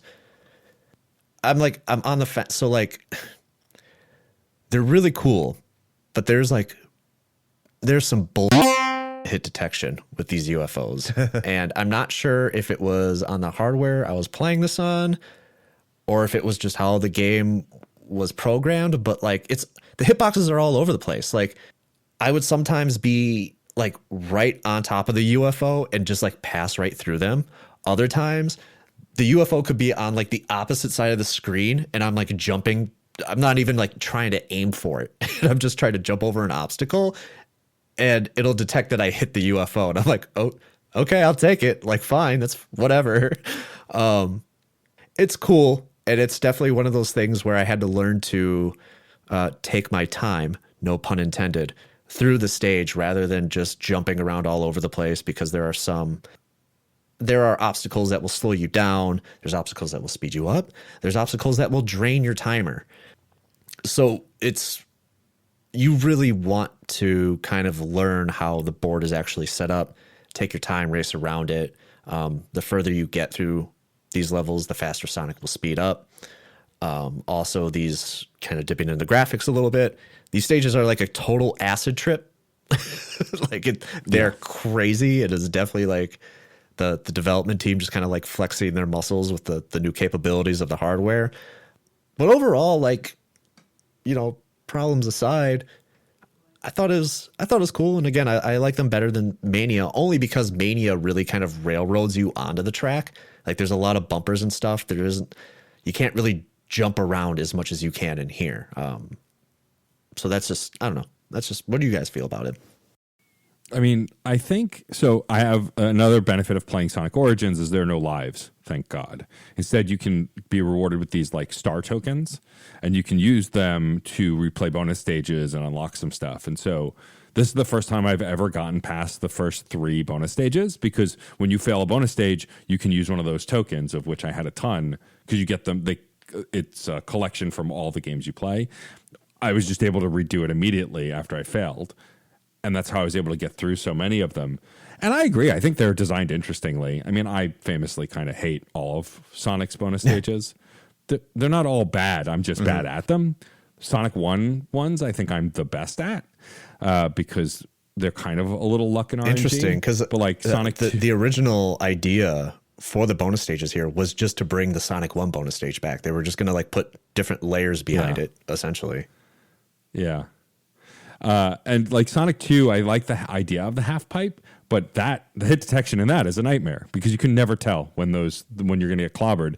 The Sonic 3 ones I think are interesting. I think Blue Sphere is the most fun, quote unquote, of them because it's basically just kind of this puzzle of getting all of them and all of the rings. It's the speed that makes it difficult. But yeah, I think aesthetically they're cool. I love the sound design and the music in them. I think they're fun to play even when you're failing. Like I don't think they never really felt like frustrating, like made me angry, but there was those bullshit moments with hit detection where I feel like I did get a little frustrated, but I never hated the experience. I was like, oh, that was fun. And then I would eventually, like by the time I got to the 4th time stone, they just got so kind of overly complicated. I was like, I don't want to do this anymore. I stopped trying. But that was more like, I feel like I could master them because they do have a distinct layout. They are better designed than any of the stages in this game because they have a clear layout and there is a strategy to getting through them. It's just it takes repetition. There's no way you'll get it on the first shot. If you do, it's dumb luck. You need to replay them to understand them, which is a whole separate thing. Yeah, there's also the gradients of difficulty to them. Like the last time stone level is like just like islands, and there's water in between all of them. And of course, if you touch water, it drains your time. And you get like 100 seconds. You're like, oh, that's a lot. Yeah, well, wait until you land in water 2 or 3 times. Then it's, good luck. You're not getting all the UFOs. Sorry. But I do appreciate that this seems to be a flex by Sega for the Sega CD hardware, because the Sega Genesis could not do mode 7. That's why the Super Nintendo liked to flex mode 7 so much. It's like, look what the Super Nintendo could do. But the Sega CD could do scaling. And that's why I don't know the exact history, but that's why you're getting these, that's why you're getting this level. It's pretty much Sega being like, okay, we can now do scaling on our Sega CD. Look at what we can do. It's similar to what the Super Nintendo can do. Isn't this impressive? So I think that's why they introduced it. It also kind of feels like they didn't know how to fully implement it, because moving Sonic around in terms of control is just all over the place. In terms of turning Sonic, moving Sonic around, it's cumbersome. And even when you jump, like the momentum and the speed going into the jump trying to hit a UFO, sometimes you'll just kind of just hang a long time on the way to a UFO, and I think, oh, I'm right within range, and I wouldn't be. And sometimes you just pass up the UFO because it would just shoot over really quick to the side, and turning Sonic around to go catch up with that UFO, like you're not turning on a dime. It's like you have a turning radius of a F-350 or something. So they can be frustrating at times, but there is a method to the madness. There is a very deliberate design philosophy behind these levels. Are they the best design in the world? No. Are they a fun little deviation from what you've been doing? Absolutely. And I am happy that they are in the game. I wouldn't play a game of anything but this. I think I would go mad. But I do think what is here is good. I do think it is better than Sonic 1's or Sonic 2's bonus stages by quite a bit. I still prefer Sonic 3's. Much like Matt was saying, even though Matt appreciates Sonic 1's more, I think it makes me sick at this now in my older age. Like the lights just like, the constant that spinning. too. I can totally see that. Yeah. So this is probably my second favorite Sonic bonus stage from that time period. Knuckles Chaotix bonus stage, gang, rise up. It's the best Sonic bonus stage. I haven't played that one.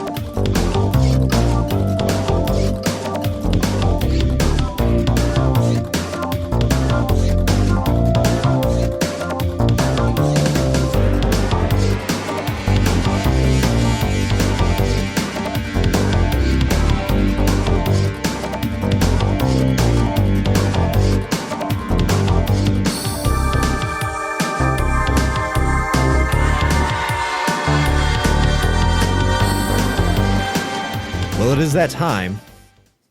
Everybody knows what's coming. Everybody knows it. Everybody loves it. This is a Sonic episode, of course. And we can't talk about Sonic without talking about fanfic. This is a game I would like to call Oral Fixation. But this time I'm putting a little twist on Oral Fixation. I'm kind of going to combine it with a game I tried a few weeks ago called Word Count Panic. But also part of this was I did not want to read through Sonic fanfic and have to pull ridiculous quotes or anything like that. So anyway, sure. So here are the rules. And you two could work together if you want, or you can work against each other. How do you guys want to do this? Let's get. I'm feeling competitive. Sure, why not? Let's do it. Yeah. Okay. All right. So here are the rules. According to the largest archive of fanfic on the internet, archive of our own, there are 32,000 written pieces of Sonic the Hedgehog fanfic. That's all? Yeah, that number feels low. Yeah, I know, right? All you guys need to do is name a video game franchise that you think has more fanfic out there than Sonic. That is how you will score your points. There will be 5 shots at doing this. Are you guys ready? Sure. All right, who wants to go first? I'll go first. Okay. Matt, name a franchise that has more fanfic than Sonic the Hedgehog. Mass Effect. Mass Effect. All right, that's a good one. Sorry, Matt, there is only 31,000 pieces of fanfic. Wow, I'm surprised. I really thought that one would do it. All right. Hold on. I have to agree to their terms of service here because I might be under the age of 18. That's reassuring. Next, Chris, your turn. Final Fantasy. Well, Chris, I think you've scored a point. Oh. There is 120,000 Ooh, fanfics Wow. out there that makes sense. for Final Fantasy. So, Chris, congratulations. You are on the board. No pressure, Matt. Matt, it is your turn. Like I'm thinking of I'm trying to decide between modern franchises because I feel like more people are writing fanfic broadly now, but also if a franchise has been around a long time, it's likely to have more also. Let's go with the obvious response to Sonic and say Super Mario. Just Super Mario? Should I put Super Mario Brothers? How do you want That's me a good to? Do question. you want me to just do a general Super Mario? I think general Super Mario, because just Mario probably will bring up other things and won't be specific enough. Sure. Okay. Matt, I'm sorry. There is only, if I round up, 13,000 fanfic. Oh, Huh, I'm that surprised. is surprising. Yeah. Oh, Jesus. One of the first tags on this first story that comes up is, What? No. I'm clicking that one. No. What are you perusing, Keith? I just told you it is archive of our own. Next week, I'll be taking over the Main Quest podcast because Keith will be in jail.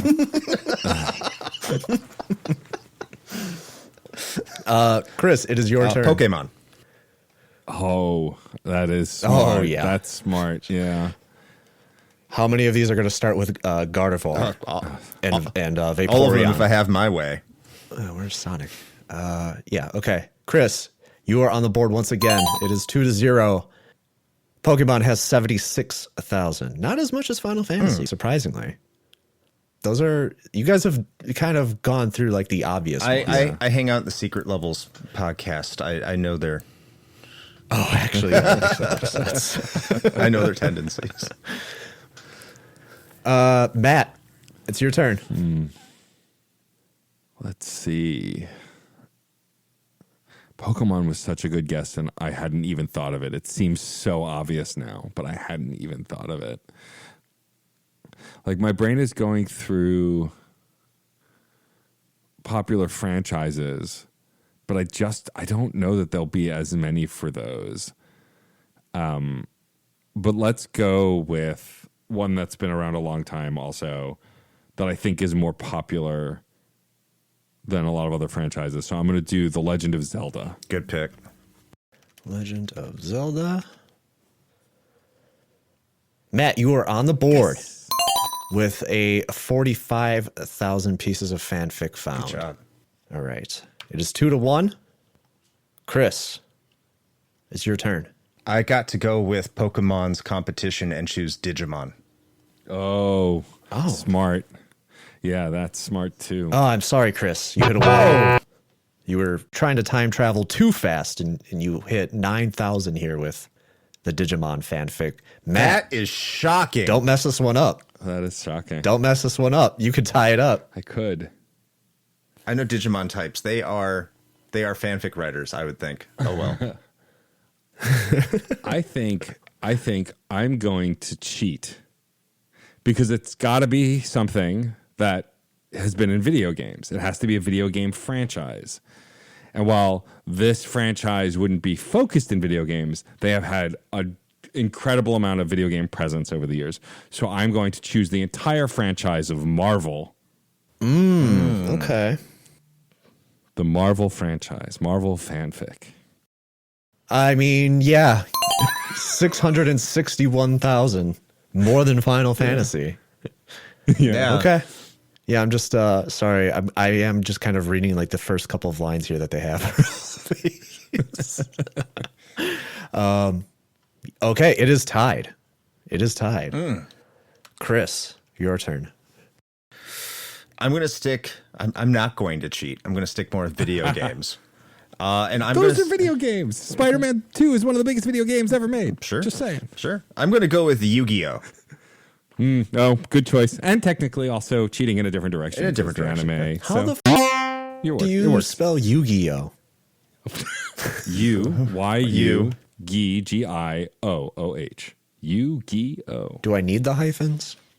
You might. I don't know. I have no idea. Sorry, Chris. Oh, 31,000 for wow. Yu-Gi-Oh. Pretty close, though. Pretty close.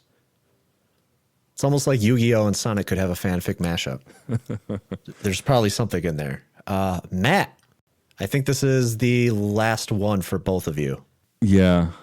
And I'm conflicted between a couple, but I think this franchise I'm about to pick has more leeway with fan fiction, like things you can create. So I'm going to say the Street Fighter franchise. Good pick. Okay. That was on my short list. Yeah, I saw you taking notes there, Chris. Yeah. Surprisingly, only 2,000. Wow, really? That feels strange to me, but Yeah, all crazy. the characters are so hot. Why wouldn't Dude, there yeah, I be know, any right? fanfic? It just doesn't make sense. I'm saving this Cammy one for later. Sorry. I'm going to favorite that one. Chris, this is your moment. You can take the game. You know, I'm gonna go with more of a modern one. I was gonna cheat and say Batman, but I know that would guarantee me it. I am going to say Overwatch. Oh, Okay. Smart. Okay. And include videos if you could, please. Doesn't count. Chris, congratulations. Woo! You have won oral fixation. Overwatch has 41,000 if I round up. It's pretty close. So, congratulations, my friend. Well you have done. won oral fixation, Well or done. this edition of oral fixation. I'm flat out shocked by Digimon. Digimon fans, Yeah. assemble, like Digivolve into Getting that number up. I am interested in how the Digimon evolve, because I know in the TV show they go from like to dinosaurs to like little donut looking things to like angels. So like in fanfic, Angemon. you know in fanfic they're turning into like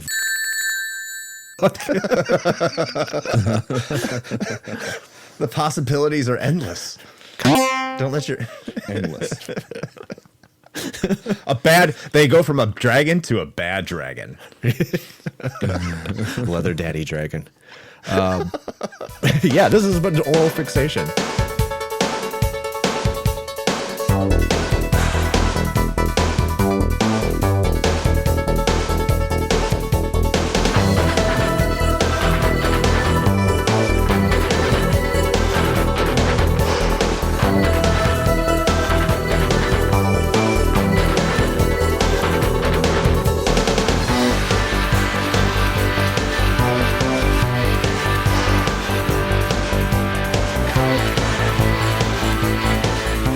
Finish this off with the presentation of Sonic CD. And I guess let's start off with, what people would most consider the most divisive aspect of the presentation is the music. I'll just get my thoughts out of the way real quick here. Objectively, it is the best sounding soundtrack in the series up to this point. We kind of talked about they're using Red Book audio, and it's apparent right from the start when you start hearing Sonic Boom. The opening theme to this is just incredibly catchy. It's such a cool song. The rest of the songs, they have their hooks. But for me, like personally, it just doesn't sound like a Sonic soundtrack. Like it doesn't have like the same vibes to it. It doesn't capture that Sonic feel to me that the other games before this have, and the games after it still capture. Nor does it like have the peaks of those soundtracks either. It doesn't have the same height. It doesn't come to the same heights as those tracks. And as much as I hate Sonic 2, I mean that soundtrack is untouchable. Yeah. And same for Sonic 1 and same for Sonic 3 and Knuckles and even Knuckles Chaotix. And CD just it's good. Like don't get me wrong, like it's great. But it just, I don't know, something about it is just not Sonic to me. Oh, I think it's fantastic. I think it's a fantastic soundtrack, but I think you're also right. Like if you were to press me hard, it's like, okay, if it's so great, is it better than any of the Genesis soundtracks? Like no. But like that's not to say you're right. Both of the soundtracks, the US and Japanese soundtracks are really, really good, and they're standouts of the era. It's just Sonic is a series known for having fantastic soundtracks. So is it? I wouldn't even go objectively. I think the Sonic 2 soundtrack is objectively a better soundtrack if I were to say so, if I were to judge it. But I mean, don't pass it up. Don't make that sound like it's a bad one. It's just utterly great. Yeah, I mean, I'm inclined to agree. I think it's an excellent soundtrack. I love its use of vocalization. I mean, Sonic Boom aside, like the underwater level has it. Tidal Tempest, I got there. Mm-hmm. Took me like 40 minutes, but I eventually remembered it. But even like Robotnik's music is downright spooky in this game with the laughs and everything, and I love it. It used to creep me out as a kid. Like it's a little unnerving, and I like that. It feels evil, whereas none of his other themes really do. It feels ominous and evil in this, and I really love that. I think it's one of the most unique soundtracks in Sonic's history. I just don't think it's the best, and I have favorites for other reasons, but I do think it's really great. I'm not as familiar with the Japanese soundtrack.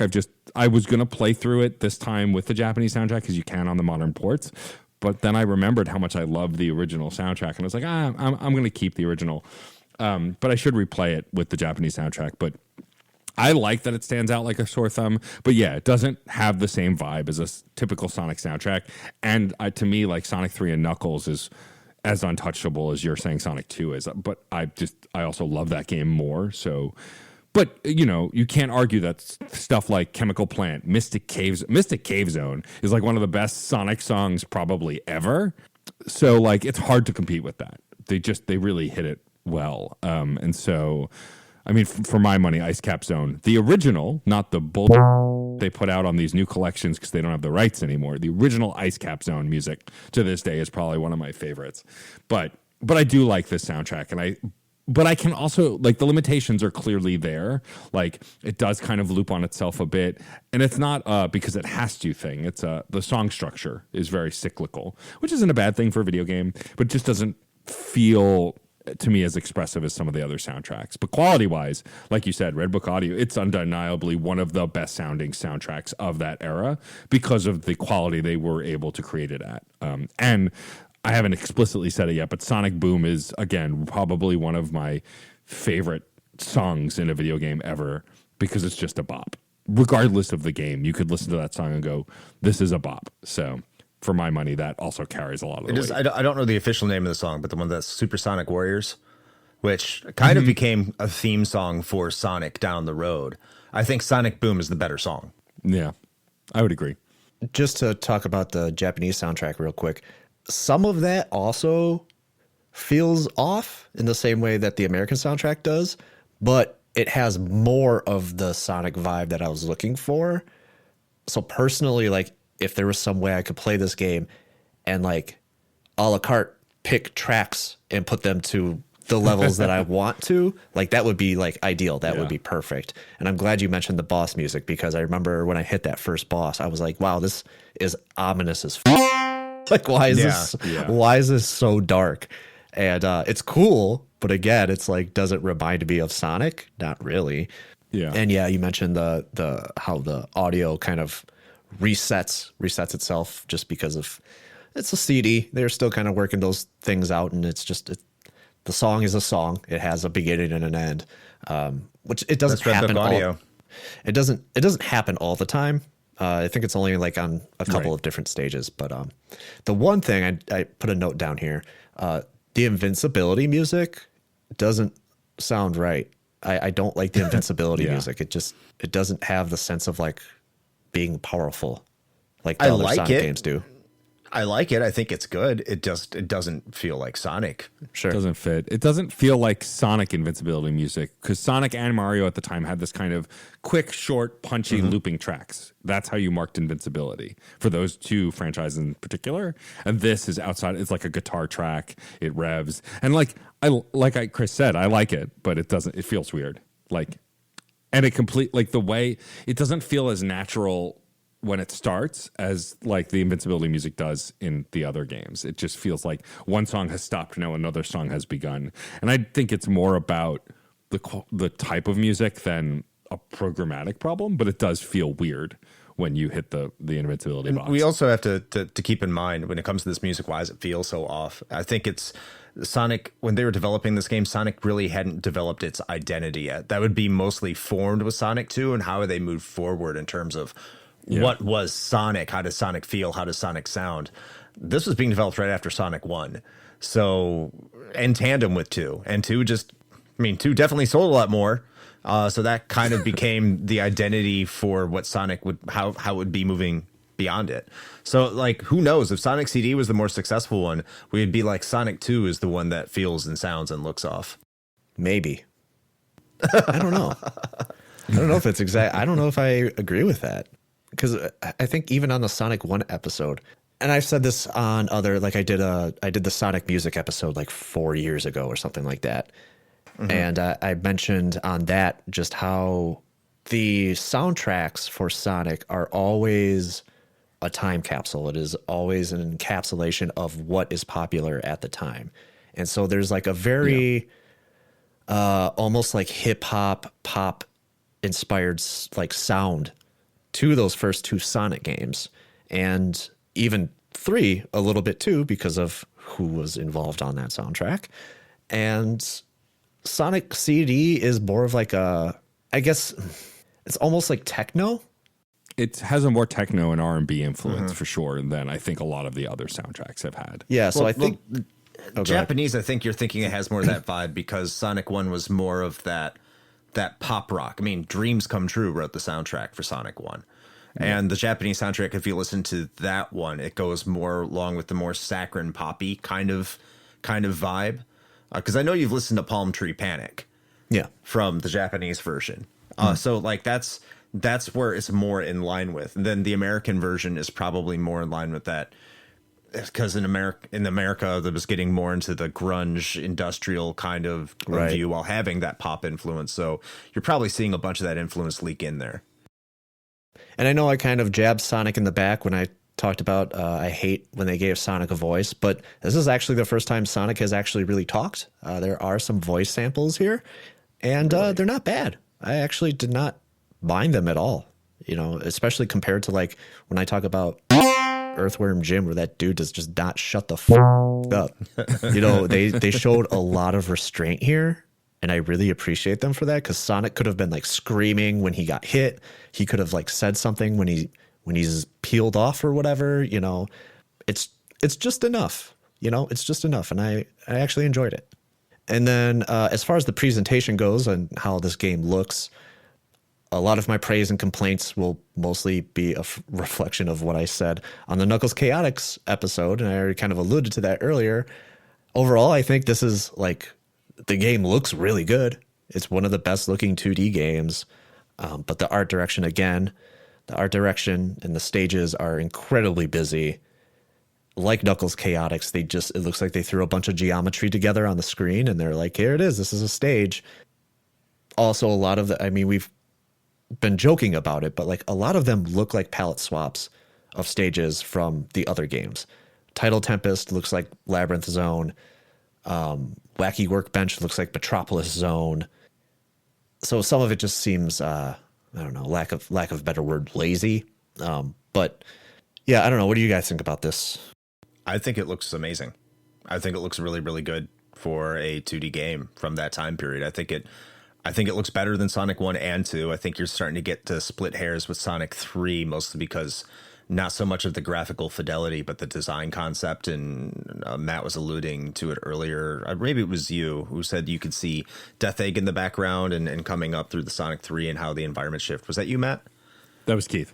That was Keith. Okay, but like in terms, Yeah, of that the was me overall- saying nice things about a Sonic game. I know, right? But in terms of the level design, like the visual design process and how it alludes to other things, I think Sonic 3 is superior. You're right. This is very busy, but in terms of fidelity, I think it's a very solid looking game, and I think it challenges a lot of the best 2D Super Nintendo games at the time, which was able to put more colors on screen just because of the Sega's hardware. Now, probably Sega CD's capabilities were able to bump those colors up. I'm not too savvy on that, but other things you have to consider. You say a lot about palette swaps, but every single level has 4 different palettes, Right. with how it's designed. So there's a lot more than just the levels that you see at first blush.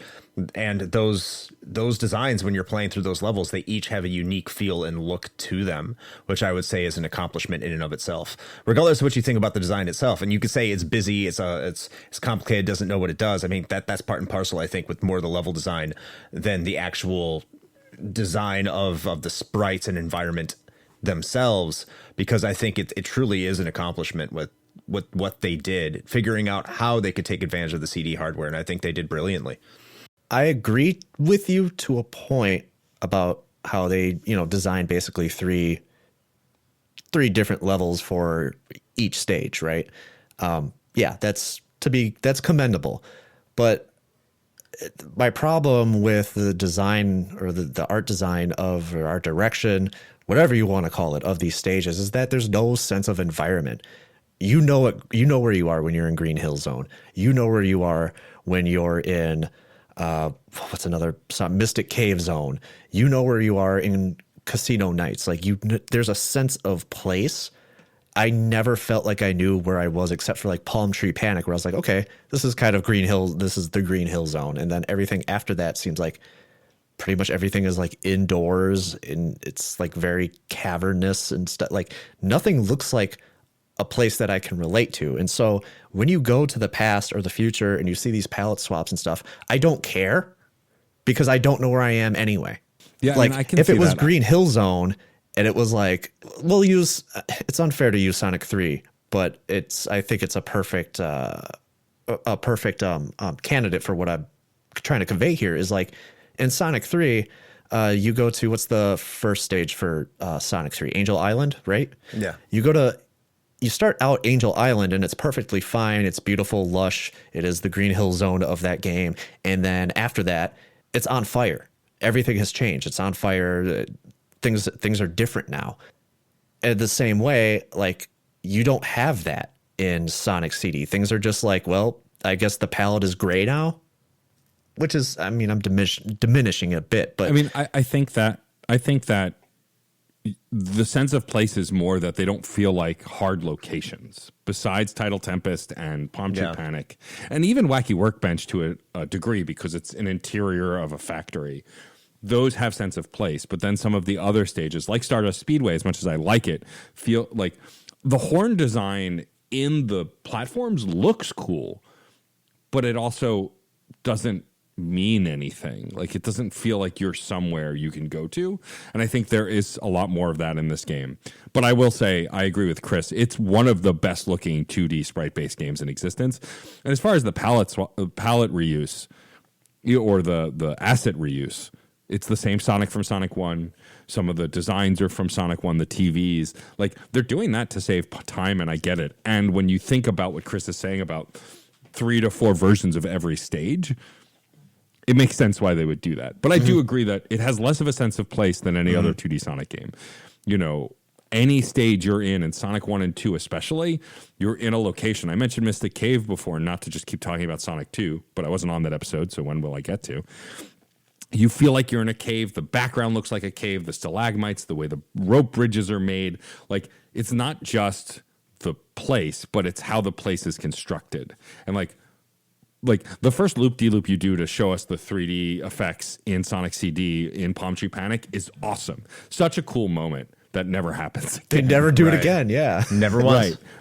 And like that gives Palm Tree Panic a sense of place. This giant loop-de-loop, you could see everything, looks sunny. I think that's more what it is. And I agree, is that you just don't feel like don't feel like you're in a place. You don't feel the sun on your face. You don't feel the cold dankness of a cave, like except for a few stages. I don't think it hurts the game particularly. The level design itself hurts it more than how it looks, because like Chris said, I think it gives everyone a run for their money as far as how cool they could do different things with this game. But I do think the setup of the design, the planning of it, the creativity of it is inferior to other Sonic games that came out at this time or before. Mm-hmm. Yeah, overall, personally, I'm mixed on the presentation. Like the audio and the visual quality, like we've talked about, is like the best of this era.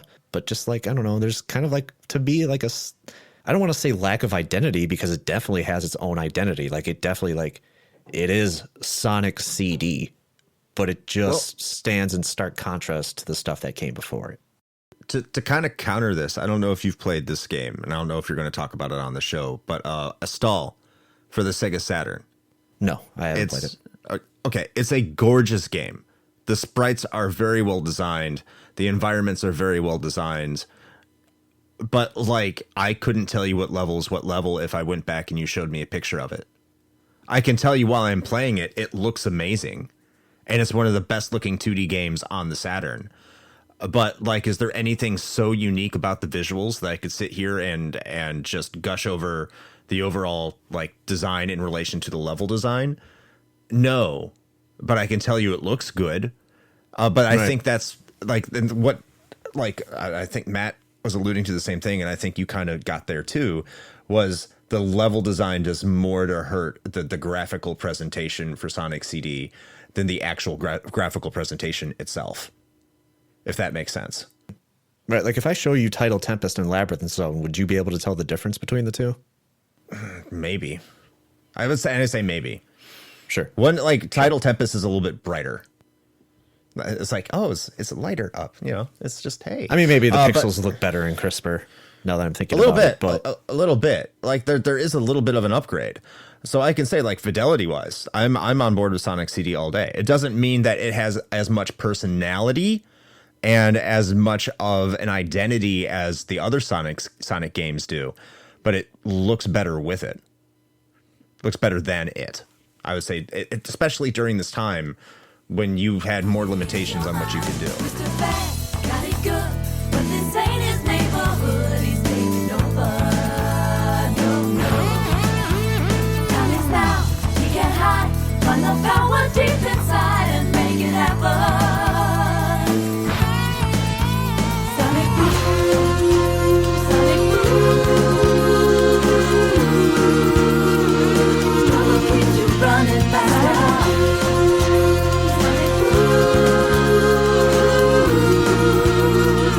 Save the planet from disaster.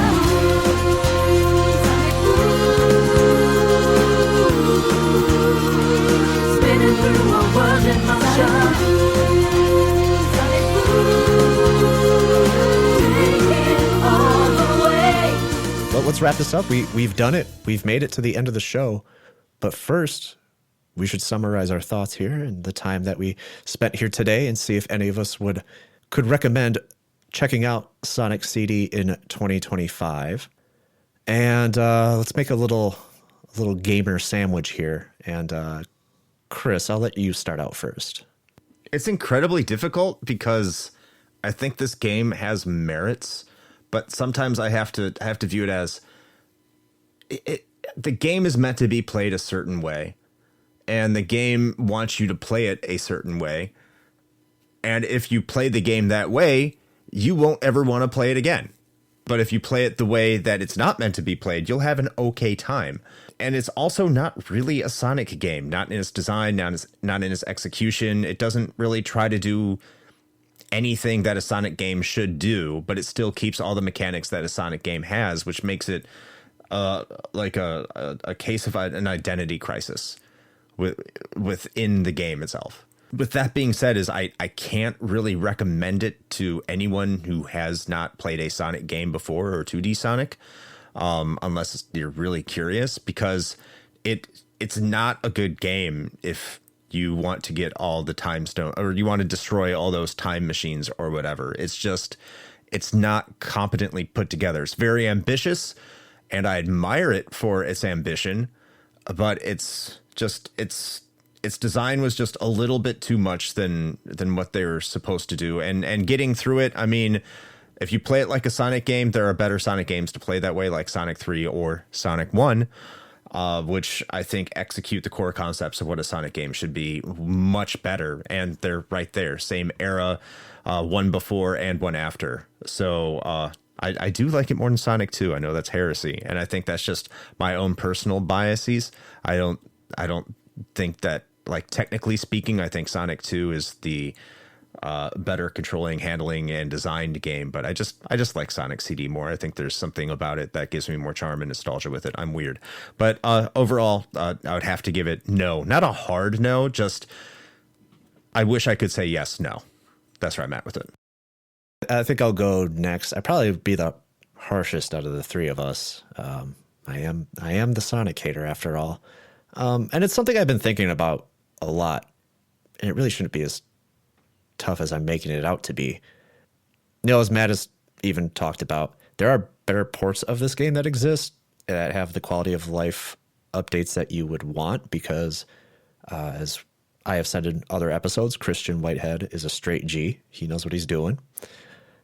This incarnation of Sonic CD, I mean, there's really no reason to go back to this in my mind.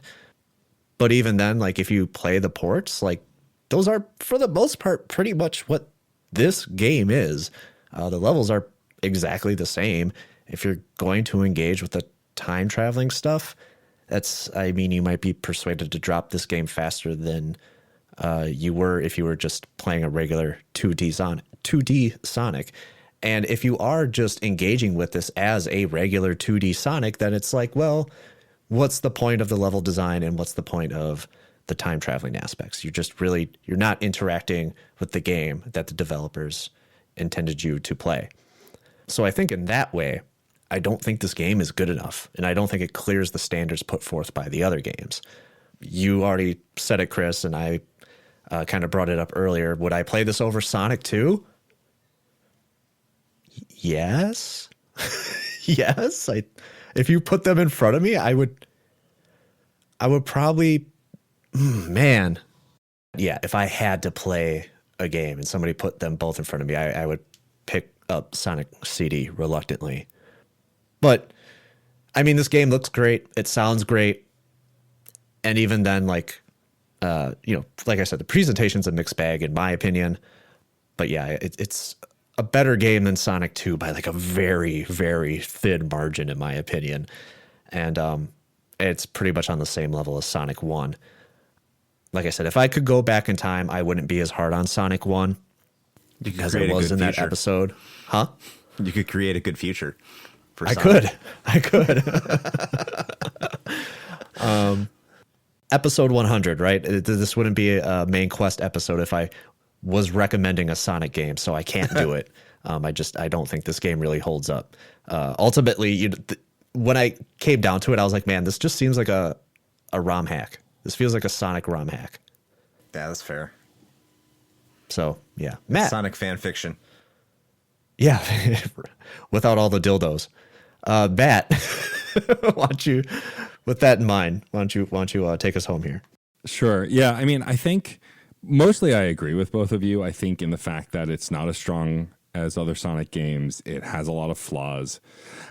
But I can't agree that I can't recommend it. I think, especially with the modern ports, it's perfectly playable. You have unlimited lives. Like, I think the original Sega CD version is hard to recommend because you don't have the couple of quality of life upgrades. But even still, like you said, Keith, perfectly playable. I think the thing is, I would actually recommend this to new Sonic fans, like people who haven't played a lot of Sonic games. Because if you, based on basic platforming logic, if you've played a bunch of platformers, this game plays fine. It's if you try and engage with what the game wants you to do but gives you no clue how to do, then it becomes painful. But most people aren't going to do that.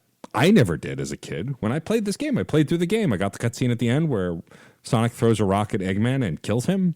And I was fine. I was like, cool, I beat it. I'm done. Right? I think for modern video game enjoyers, there's an expectation and that they might bristle, but I think it's perfectly playable and worth playing because it's so accessible now.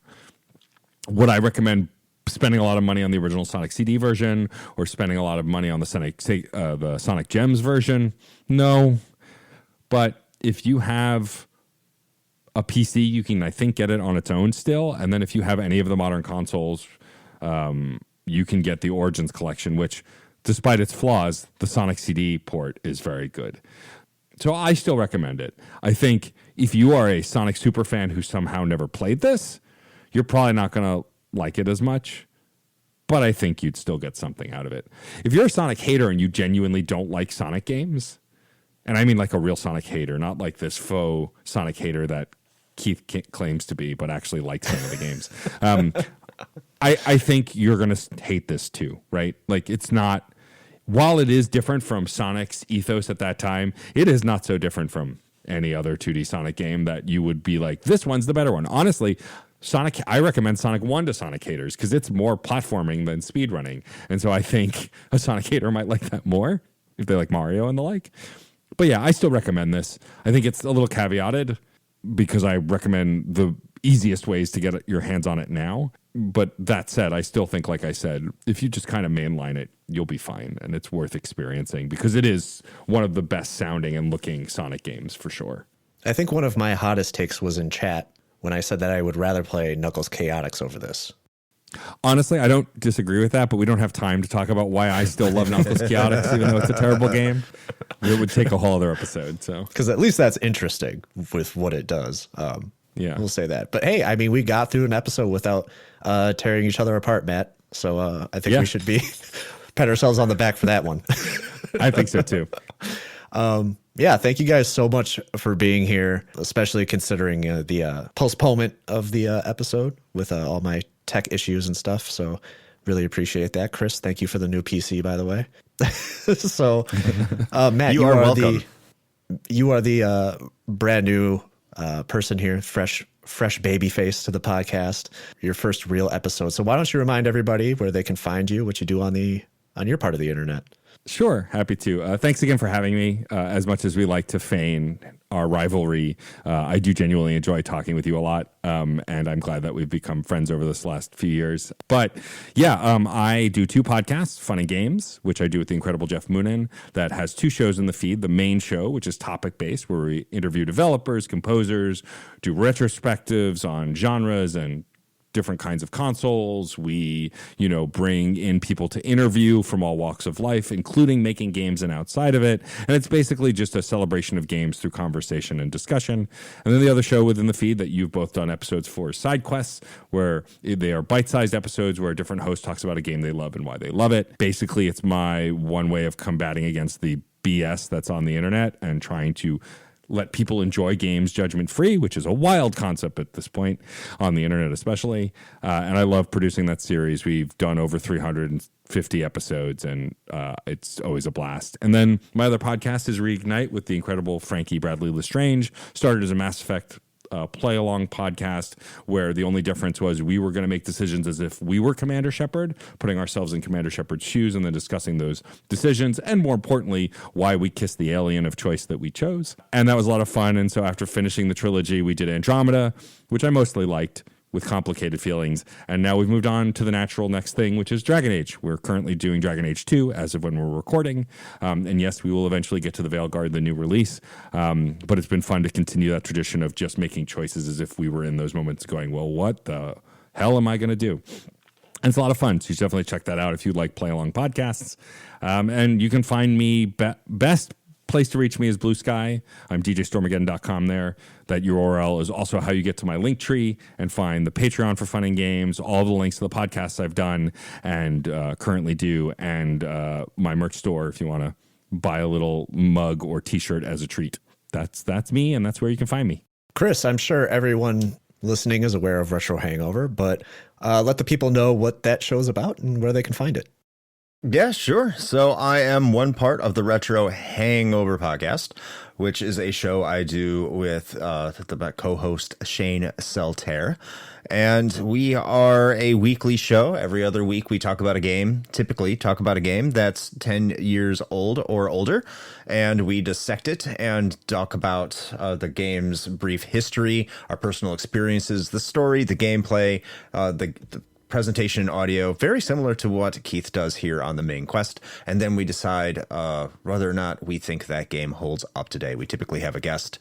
Both Keith and Matt have both been on the show in the past, and they will continue to be on there in the future, to include our side project that we have with the King of Games. And this year, at the time of this recording, it's the King of Games 1999, which when this comes out, it's probably still on Patreon, but it will be out to the masses later in 2025. So just stay tuned for that. If you're not a patron, it's perfectly fine. You can find all of our content at linktr.ee/retro hangover.